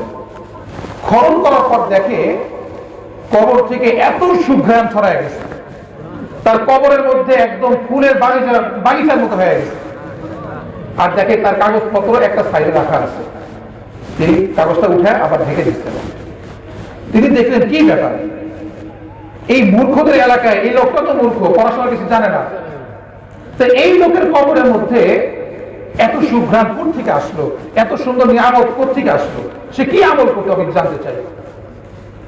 তখন সে চলে গেছে তার বাড়িতে যে তার যে মেয়ে ছিল, একটা মেয়েকে বলতেছে, মা তোমাকে একটা কথা জিজ্ঞেস করি, একটু উত্তর দাও, তোমার পিতা এরকম কি আমল করতো বলো তো দেখি আমাকে, তোমার পিতাকে আল্লাহ তাআলা এত সুন্দর নিয়ামত দান করছেন। ওই মেয়ে বলতেছে আমার পিতা তো ওরকম আমল করতো না, 5 ওয়াক্ত নামাজ পড়তো, আর কোরআন শরীফ সঠিকভাবে পড়তে পারতো না, কিন্তু কোরআন পড়ার জন্য অনেক চেষ্টা করতো, অনেক মানুষের ঘুরতো, কিন্তু কোন আলেম না পাওয়ার কারণে কোরআন শরীফ শিখতে পারে না। তো তিনি কি করতো, তিনি প্রত্যেক দিন সকাল বিকাল কোরআন শরীফ খুলে প্রত্যেকটা লাইনের উপর দিয়ে আঙ্গুল বোলায় নিত, আর বলতো এই বিশ্বাস ছায় আমার আল্লাহ তাআলা এটা কালাম, এটাও সত্য, এই কালাম এটাও সত্য, এই যে আল্লাহ বলছেন এই কথাটা এটাও সত্য। এইরকম করে সে কোরআনকে সবসময় সত্য বলে আখ্যায়িত দিত, মুহাব্বত করত। তারপরে কোরআনকে সে চোখে লাগাতো, কোরআনের মহব্বত এত বেশি ছিল সে পড়তে পারতো না, কিন্তু সে কি করতো, আফসোস করতো আর কান্নাকাটি করতো, আর শেখার চেষ্টা করতো, কিন্তু শেখার কোনো মানুষ সে পাইতো না। এর মধ্যে তার ইন্তেকাল হয়ে যায়, সে শিখতে পারে না ভালো করে, কিছু কিছু পারতো। তখন ওই লোকটা বলতেছে, দেখো তোমার পিতা কোরআনের প্রতি এত মহব্বত ছিল, এই মহব্বতের কারণে আজকে এলাকার মানুষ তোমার পিতাকে কবরে নিয়ে যেতে দেরি করছে, কিন্তু আল্লাহ রাব্বুল আলামিন তোমার পিতাকে আল্লাহ তাআলা নিয়ামত দান করে দেরি করে নাই। তাহলে চিন্তা করেন, আমল করার জন্য আফসোস করা এটা কত বড় একটা নেক আমল। আল্লাহ রাব্বুল আলামিন আমাদের দুনিয়া কেন পাঠাইছেন মনে আছে? কেন? পরীক্ষা করার জন্য।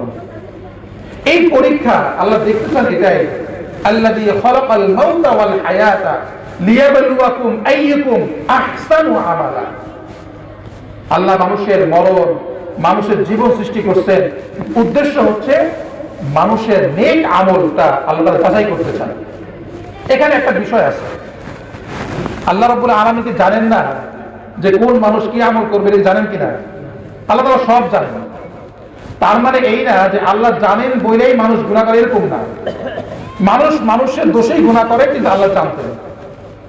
আল্লাহ যদি পরীক্ষা না নিয়ে তাকে জাহান্নামে দিতেন, পরীক্ষা না করতেন। এই পরীক্ষাটা কেন করে? মানুষকে জানানোর জন্য যে তুমি দুনিয়ায় যাও এবং তুমি নিজেই দেখো তুমি কেমন মানুষ। মানুষ গুনাহ কাজ করবে, গুনার কাজ করার পরে যখন আল্লাহর সামনে দাঁড়াবে, আল্লাহ বলবে তুমি গুনার কাজ কেন করছো? সে বলবে কই, আমি তো কোনো গুনার কাজ করি নাই। আল্লাহ তার জবান বন্ধ করে দিবেন, তার হাত, তার পা, তার মুখ, তার সব কিছু সাক্ষী দিবে। এমনকি সে যেই জায়গার মধ্যে গুনার কাজ করছে সেই জায়গার তার বিরুদ্ধে সাক্ষী দিবে। বাঁচার কোনো উপায় নাই। তো এখন তো মানুষ যখন গুনার কাজ করে, প্রত্যেকটা মানুষের গুনার সাক্ষী হয়ে থাকে, এই জন্য বাঁচার কোনো উপায় নাই। তো আল্লাহ রাব্বুল আলামিন মানুষকে দুনিয়ায় পাঠাইছেন পরীক্ষা করার জন্য। আল্লাহ দেখতে চান তোমার আমলটা কেমন। তো আল্লাহ তাআলা তো জানেন, কিন্তু মানুষকে জানানোর জন্য আল্লাহ দুনিয়ায় পাঠাইছেন। কেন? যদি আল্লাহ তাআলা কোনো মানুষকে বলতো যে দেখো আমি জানি তুমি খারাপ কাজ করবা, তোমাকে জাহান্নামে দিয়ে দেব, সে যাইতো? সে বলতো আমার দুনিয়া পাঠায় দেখতেন, আমার পাঠায় দেখতেন, আমি একদম উল্টায় ফেলাইতাম আমল করে, বলতো না? এই কথা বলতো।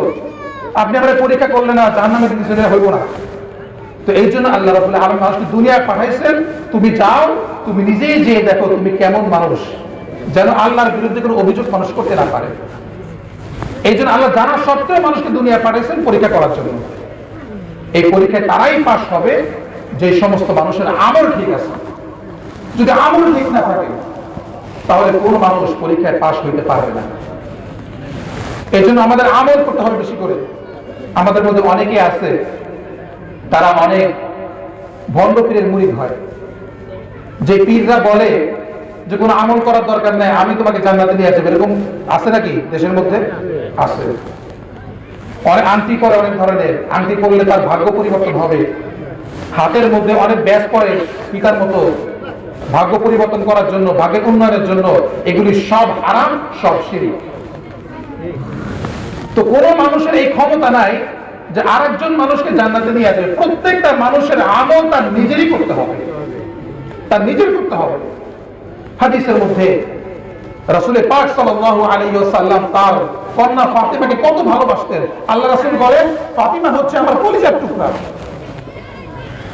যে ব্যক্তি ফাতিমাকে কষ্ট দিবে সে যেন আমাকে কষ্ট দিবে। আল্লাহ রাসূল ফাতিমাকে এত ভালোবাসতেন। আল্লাহ রাসূল ফাতিমাকে বলতেন ইয়া ফাতিমাতা, ইয়া ফাতিমাতা, হে ফাতিমা তুমি তোমাকে আগুন থেকে বাঁচাও, তুমি তোমাকে আগুন থেকে বাঁচাও। তুমি যদি আমল না করো, নেক আমল না করো, আমি কোনো উপকার তোমাকে করতে পারবো না। এই জন্য আল্লাহ রাব্বুল আলামিন প্রত্যেকটা মানুষের দায়িত্ব দিচ্ছেন, এবং প্রত্যেকটা মানুষের দায়িত্ব আমল করে জান্নাত অর্জন করা। এর বিকল্প কোনো পথ নাই। আমি আরেকজনের ভরসায় থাকবো, এটা হবে না। একজন পীর সাহেব আপনাকে কিভাবে আমল করতে হয় এটা শিক্ষা দিতে পারবে, কিন্তু পীর সাহেব যদি এই কথা বলে তোমার আমল করার দরকার নাই, আমি তোমাকে জান্নাতে নিয়ে যাবো, স্পষ্ট বলতেছি ভণ্ড আর ভণ্ড। ভণ্ড ছাড়া কিছুই না। প্রত্যেকটা মানুষের আমল তাকেই করতে হবে। আল্লাহ রাসূল সুপারিশ করবেন, কিন্তু ওই সমস্ত মানুষকে করবে যে সমস্ত মানুষ আমল করছে, যে সমস্ত মানুষ কি করছে? আমল করছে। এখানে আর একটা কথা বলি, আমরা যেন আবার এই কথা মনে না করি যে আমল করার দ্বারাই আমি জান্নাতে যাবই যাব। আচ্ছা একটা কথা জিজ্ঞেস করি আপনাদের, আমরা যে আমল করি, নেক আমল যেগুলি করি, এই আমল করলে আল্লাহ জান্নাত দান করবেন, ঠিক। কিন্তু এই কথা বলে তো দেখি, আমরা যে আমল করি এই আমলটা আল্লাহ তাআলা যে নিয়ামত দান করেন ওই নিয়ামত বেশি না কম? আল্লাহ রাব্বুল আলামিনের নিয়ামত বেশি না আমাদের আমলটা বেশি হয়? নিয়ামত বেশি হয়। কোন মানুষ আল্লাহ রাব্বুল আলামিনের নিয়ামত ভুলেও শেষ করতে পারবে না। এত বেশি নিয়ামত দান করছেন আল্লাহ তাআলা। প্রত্যেকটা মানুষ 24 ঘন্টা আল্লাহ নিয়ামত ভোগ করতেছে। আমরা এখানে বসে আছি, এমনকি ঘুমন্ত অবস্থায় মানুষ আল্লাহ নিয়ামত ভোগ করতেছে। আমি তো ঘুমায় যাই, আমার দেহের ভিতরে যে হার্ট আছে, দেহের ভিতরে রক্ত, এই সব কিছু আল্লাহ তাআলা পরিচালনা করতেছেন। আমার নিঃশ্বাস আল্লাহ দান করছেন, এটা ঘুমের মধ্যে আমি এই ফ্যাসিলিটি দিতেছি। সবসময় আল্লাহ নিয়ামত ভোগ করতেছি।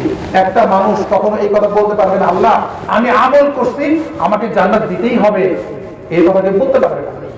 কারণ যে আমল আমরা করি তার চেয়ে অনেক বেশি নিয়ামত আমরা ভোগ করতেছি বসে বসে। তাহলে জান্নাতে কিভাবে যাব? জান্নাতে যাওয়ার একটাই পথ, সেটা হচ্ছে আল্লাহ তাআলার কি দয়া। আল্লাহ দয়া না করলে কখনোই জান্নাতে যাওয়া যাবে না। আমল করতে হবে, আমল যে করবে আল্লাহ রাব্বুল আলামিন তার প্রতি দয়া করবে, আর এই দয়ার মাধ্যমে সে কোথায় যাবে? জান্নাতে যাবে। বনি ইসরাইলের যুগে একটা লোক ছিল, উনি 500 বছর আল্লাহর ইবাদত বন্দেগী করছেন এবং সংসারিক জীবন বাদ দিয়ে একদম সমুদ্রের মাঝখানে একটা দ্বীপে চলে গেছেন। ওই দ্বীপে যে সে আল্লাহর ইবাদত বন্দেগী করতেছে, তো ইবাদত বন্দেগী করতেছেন, অনেক ইবাদত বন্দেগী করছেন। তো ইবাদত বন্দেগী করার সময় তিনি দোয়া করছেন আল্লাহর কাছে, আল্লাহ আমি যেন এই দ্বীপের মধ্যে এই সেজদারত অবস্থায় মারা যায়। আল্লাহ তাআলা তার দোয়া কবুল করছেন, উনি সেজদারত অবস্থায় মারা গেছেন। এমনকি আল্লাহ তাআলা তাকে, যেহেতু সমুদ্রের মাঝখানে খাবার কি খাবে, ওই দ্বীপের মধ্যে আল্লাহ তাআলা একটা ডালিম গাছ তৈরি করছেন। ওই ডালিম থেকে প্রত্যেকদিন একটা ডালিম খাইতো এবং পানি খাওয়ার জন্য আল্লাহ একটা ঝর্ণা তৈরি করে দিয়েছেন, সেই ঝর্ণা থেকে পানি পান করতো। তো আল্লাহ রাব্বুল আলামিন এই নিয়ামত তাকে দান করছেন।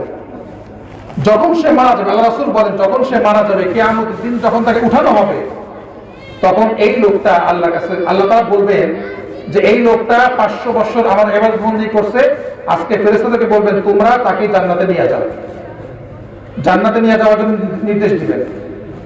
তখন ওই লোকটা বলবে, আল্লাহ তাআলা বলবেন তাকে আমি দয়া করে জান্নাত দান করলাম, আমার দয়া জান্নাতে নিয়ে যাও।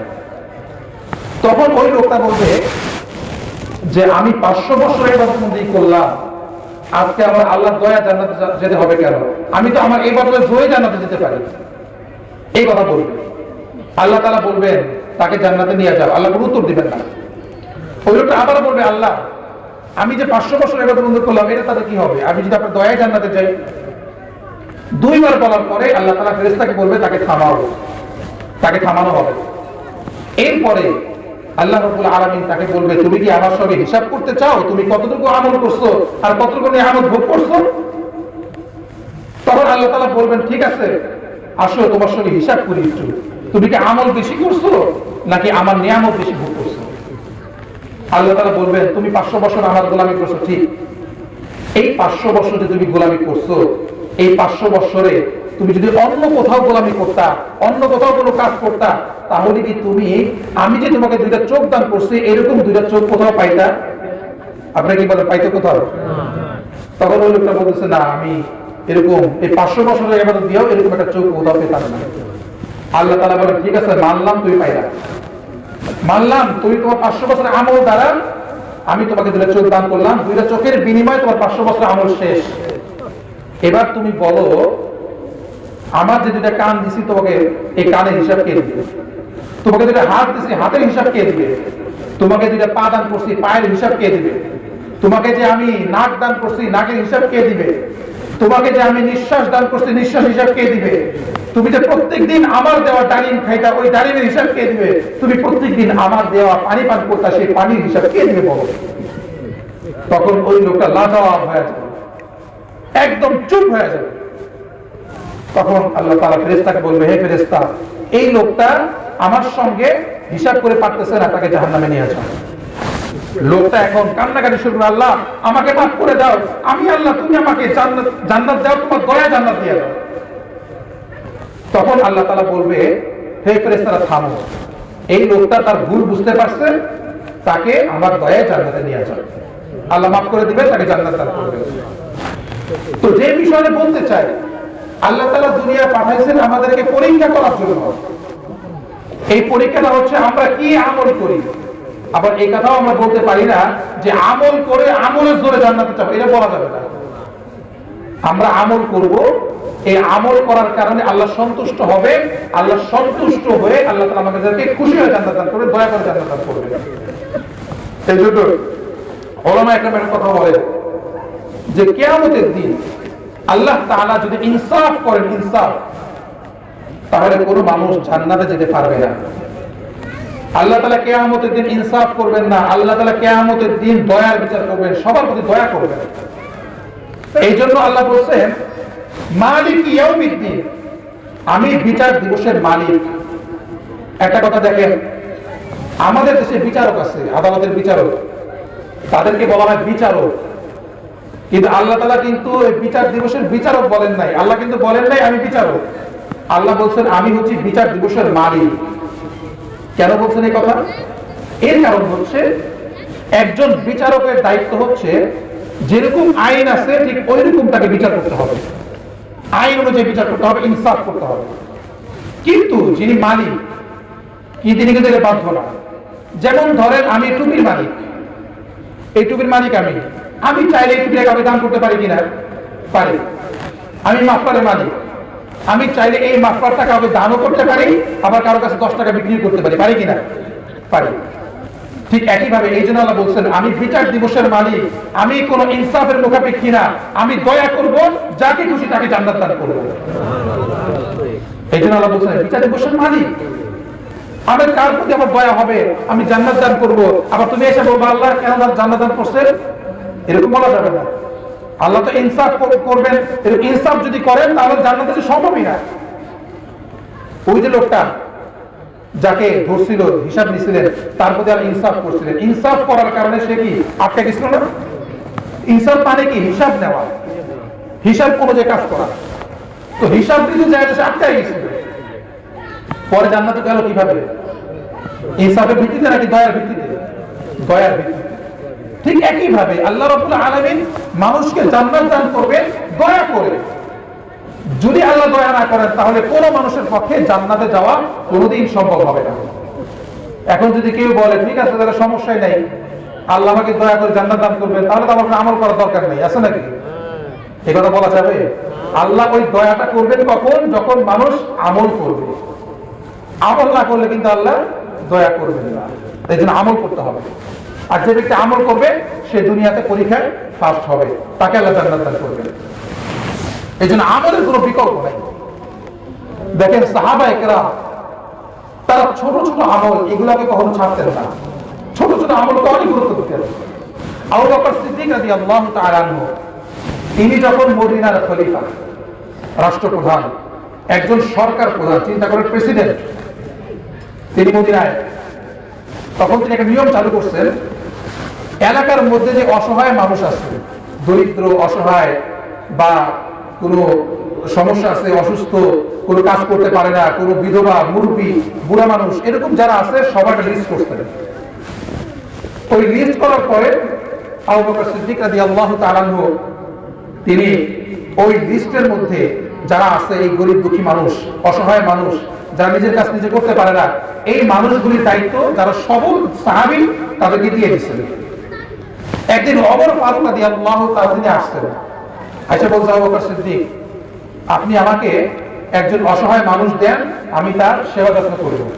দেখেন তারা মানুষের সেবা যত্ন করার জন্য কত আগ্রহ প্রকাশ করছেন।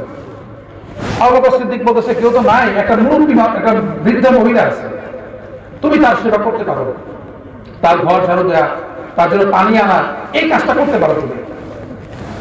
তবে ওমর ফারুক বলতে ঠিক আছে আমি তার এই মহিলার সব কাজ করবো, সকালে যেয়ে তার ঘর ঝাড়ু দিবে। ওমর ফারুক রাদিয়াল্লাহু তাআলা আনহু তিনি সকালবেলা গেছেন, ফজর নামাজ পড়ার পরে ওই মহিলার বাসায় গেছেন, একদম বৃদ্ধা মহিলা, তার কেউ নাই। বৃদ্ধা মহিলার বাসায় যায় দেখে যে তার ঘরে যায়, বলতেছে মা আপনাকে কোনো কাজ করতে হবে, কাজ থাকলে আমাকে বলেন আমি করে দেব। ওই বৃদ্ধা মহিলা বলতেছে না বাবা আমার কোনো কাজ করতে হবে না, একটু আগে একজন এসে কাজটা করে দিয়ে গেছে। ওমর ফারুক রাদিয়াল্লাহু আনহু বলতেছেন কি ব্যাপার, এত সকালে কে আসলো কাজ করার জন্য? আমার আগে চলে আসছে। তো তারপরে আবার সকালে আসছে, আজ একই অবস্থা যে কে যেন এসে করে দিয়ে গেছে। ওমর ফারুক রাদিয়াল্লাহু আনহু বলতেছেন না এখন সকালে আসতে হবে না, একটু আগে আসতে হবে। তারপরের দিন উনি ফজরের আগে চলে আসছেন কাজ করার জন্য। আয়েশা দেখে আজকেও কে যেন কাজটা করে চলে গেছে। উনি আফসোস করতেছে, কি ব্যাপার, কে আসলো? আয়েশা কাজটা করে ধুয়ে যায়, আমি করতে পারি না। তারপরের দিন সে আরো তাহাজ্জুদের সময় আসছে, আরো আগে আসছে। আয়েশা দেখে আজকেও কে যেন কাজ করে চলে গেছে। ওমর ফারুক চিন্তা করতেছেন, না, কাজ করে, আগে কোন ভদ্রলোক আয়েশা কাজ করে তাকে ধরতে হবে, কাজটা পরে করি।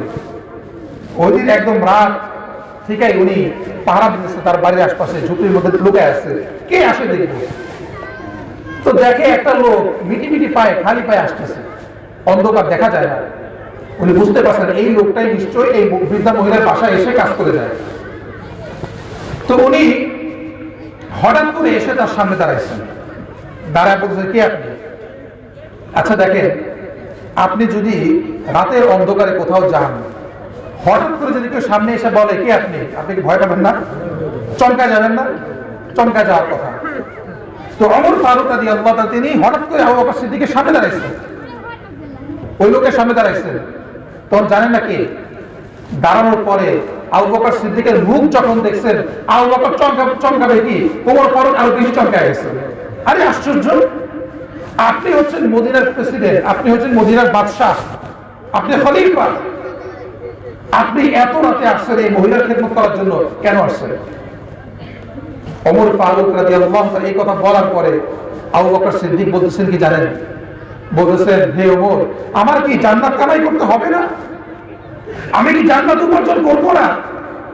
এই সামান্য একটা কাজ আবু বকর সিদ্দিকের করতে হয়? রাসূল সাল্লাল্লাহু আলাইহি ওয়াসাল্লাম আবু বকর সিদ্দিকের ব্যাপারে বলেন কি জানেন?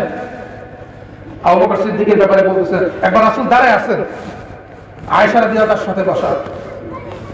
আল্লাহ রাসূল বলতেছেন, আয়েশা, এই যে আকাশের তারা দেখতেছো, অনেক তারা, তখন পরিষ্কার আকাশে, তুমি যে আকাশের তারাগুলি দেখতেছো, তুমি কি জানো আমার একজন সাহাবী আছে, তার আমল এই আকাশের তারার চেয়ে অনেক বেশি? তুমি কি জানো সেই সাহাবীকে? মা আয়েশা রাদিয়াল্লাহু তাআলা মনে করছেন যে হয়তো আমার পিতাই হবে। তো আল্লাহ রাসূল বলেন, না, উনি হচ্ছে ওমর ফারুক রাদিয়াল্লাহু তাআলা। আয়েশা রাদিয়াল্লাহু তাআলার পিতা ছিলেন আবু বকর সিদ্দিক।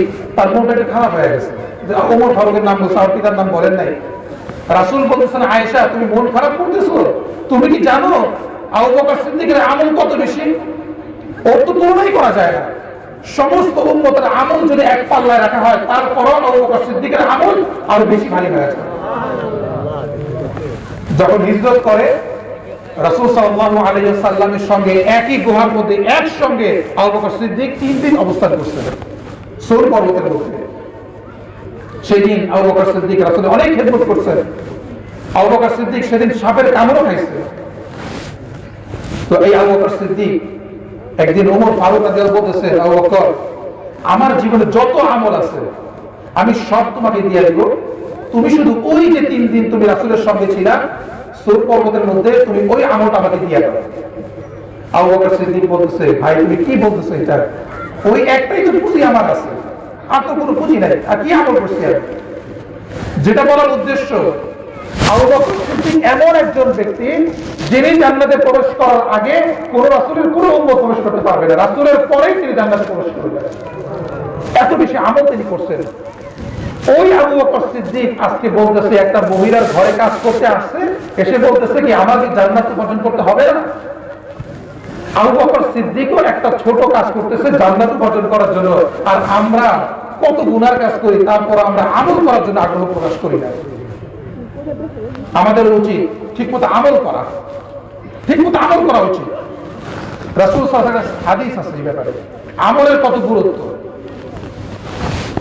আল্লাহ রাসূল সাল্লাল্লাহু আলাইহি ওয়াসাল্লাম তিনি একটা উদাহরণ দিয়ে বলতেছেন সাহাবাদেরকে, যে এক লোক, তার 3 ভাই ছিল, উনি এক ভাই আর 3 ভাই, মোট 4 ভাই তারা, বড় ভাই, মেজো ভাই আর ছোট ভাই।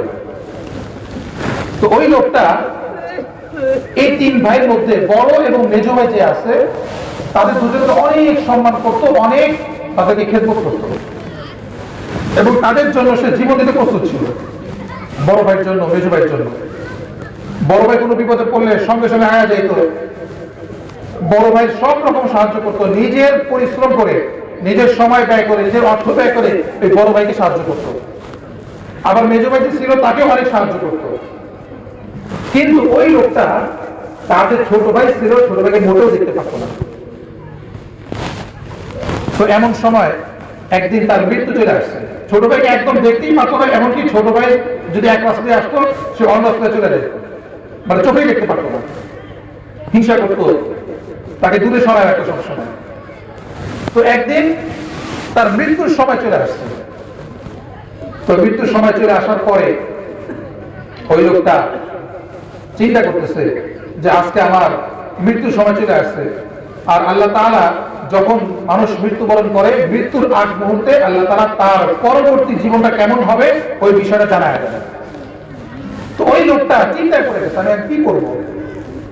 সেটা বড় ভাইকে ডাকছে, দেখে বলতেছে, বড় ভাই আমি আপনার জন্য অনেক কিছু করছি, আমার জীবন, আমার সম্পদ, আমি আপনার জন্য অনেক সময় ব্যয় করছি, আপনার যে কোনো সময় আপনার কাছে আপনার সাহায্যে আসছে, আজকে আমি মহাবিপদে পড়ছি, আপনি আমাকে সাহায্য করেন। তখন বড় ভাই বলবে, তোমাকে আজকে আমি সাহায্য করতে পারবো না। তখন ওই ভাই বলবে, কেন পারবেন না, আমি তো আপনার জন্য অনেক কিছু করছি। বড় ভাই বলবে, তুমি করছো কেন, তোমাকে আমি করতে বলছিলাম। তখন ওই ভাইটা অপারগ হয়ে মেজু ভাইকে আবার ডাকবে। বড় ভাই কিছু করলো না।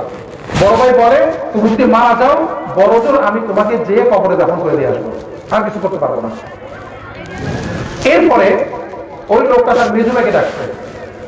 মেজু ভাইকে ডেকে বলতেছে, মেজু ভাই তোমার জন্য আমি অনেক কিছু করছি, তোমার অনেক খেদমত করছি, তোমাকে অনেক সেবা করছি, আজকে আমার অবস্থা খুবই খারাপ, আজকে আপনি আমার জন্য কিছু করেন।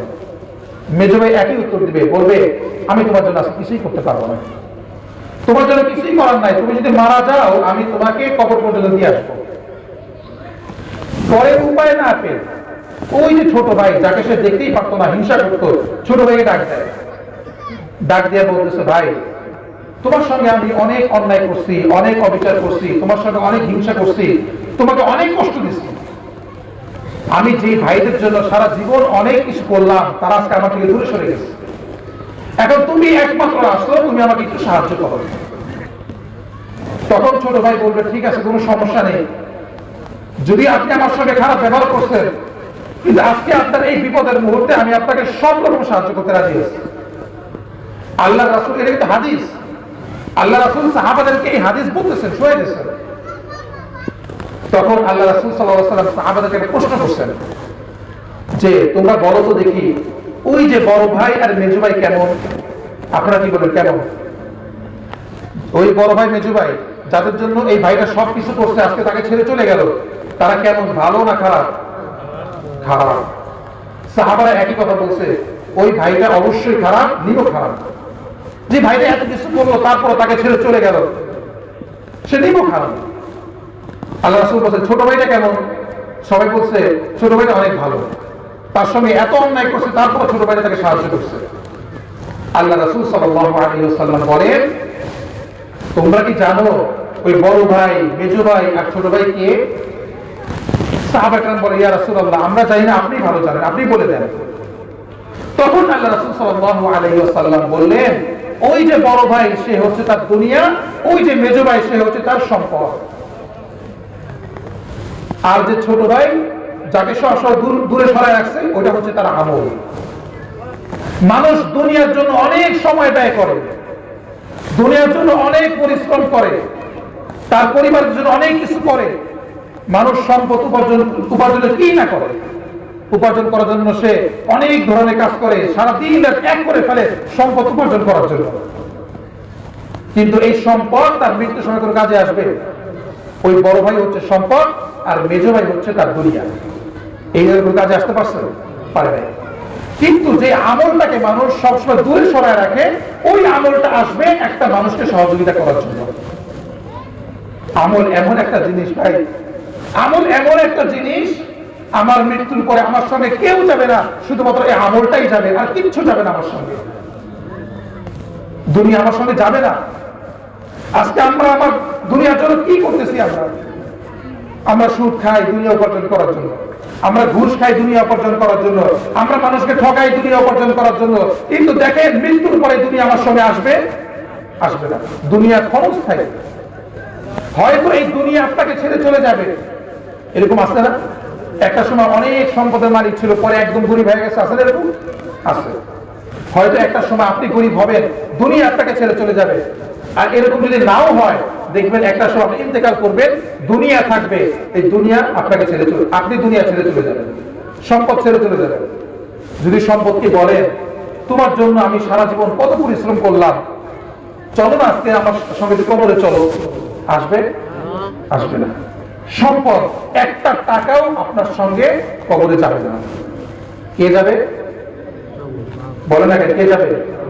আমল যাবে। এই জন্য আমলকে শক্তিশালী করা উচিত। যার আমল যত বেশি শক্তিশালী হবে, সে দুনিয়াতে, সে আখেরাতে তত বেশি শান্তিতে থাকবে। দেখেন, আপনার কাছে টাকা আছে, টাকা অনেক ভান্ডিক ভান্ডিক টাকা আছে, এই টাকা নিয়ে যদি আপনি ইন্ডিয়া যান, এই টাকা চলবে? আপনাকে টাকা ভাঙায় রুপি নিতে হবে। আপনি যদি সৌদি আরব যান, তাহলে রিয়াল নিতে হবে। আপনি যদি আমেরিকা যান, তাহলে কি করতে হবে? ডলার নিতে হবে। আমেরিকা গেলে, ইন্ডিয়া গেলে, অন্য কোন যে কোনো দেশে গেলে, বাংলাদেশের যে গন্ডি আছে এর বাইরে গেলে এই যে টাকা আছে, এই টাকা দিয়ে কোনো কাজ করা যায়? যায় না। ঠিক একইভাবে দুনিয়াতে যে সম্পদগুলি আছে, এই সম্পদ দিয়ে আখেরাতে একটা কিছুই করা যাবে না, কোনো কিছুই করা যাবে না। দুনিয়াতে কি দিয়ে কাজ করা যাবে? আমল। দুনিয়াতে মানুষের সম্পদটাই হচ্ছে আমল। এই জন্য আল্লাহ তাআলা বলছেন, আর দুনিয়া মাজরাতুল আখিরাহ, দুনিয়া হচ্ছে আখিরাতের শস্য।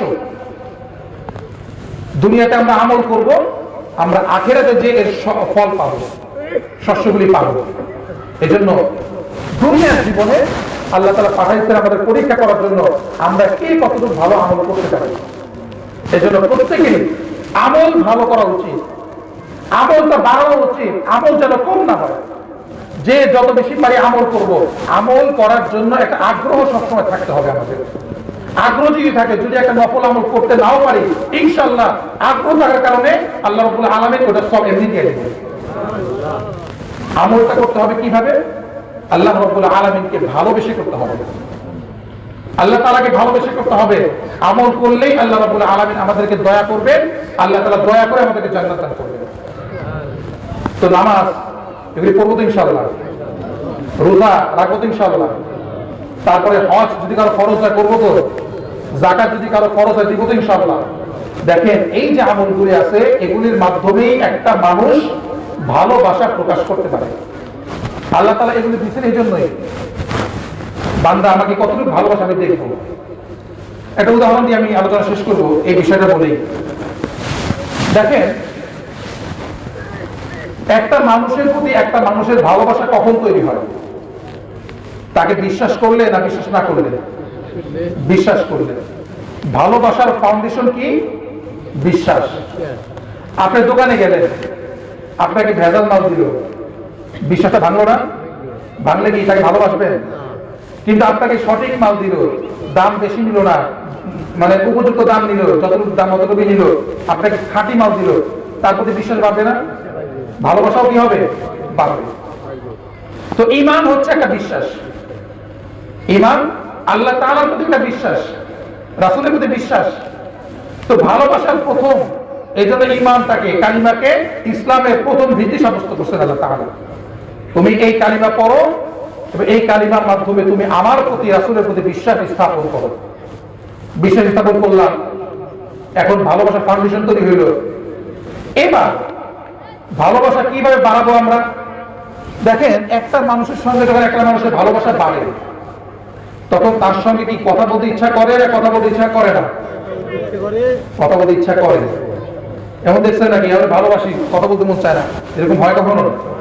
যার সঙ্গে যাকে যত বেশি ভালোবাসে, তার সঙ্গে তাকে তত বেশি কথা বলতে মনে চায়, তার সঙ্গে তত বেশি কথা বলতে ইচ্ছা করে।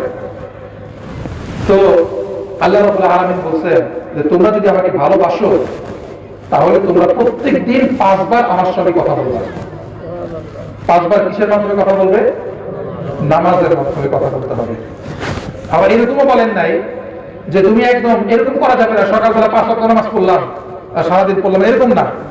আল্লাহ তাআলা বলেন তুমি যদি আমাকে মহব্বত করো, সকালেও কথা বলবা, দুপুরেও কথা বলবা, বিকালেও বলবা, সন্ধ্যায় বলবা, রাত্রেও বলবা। আর যদি বেশি মহব্বত করো তাহলে গভীর রাতে উঠে তাহাজ্জুদ নামাজের মধ্যে কথা বলবা। তাহলে দেখেন ভালোবাসার বাড়ি কেমনে?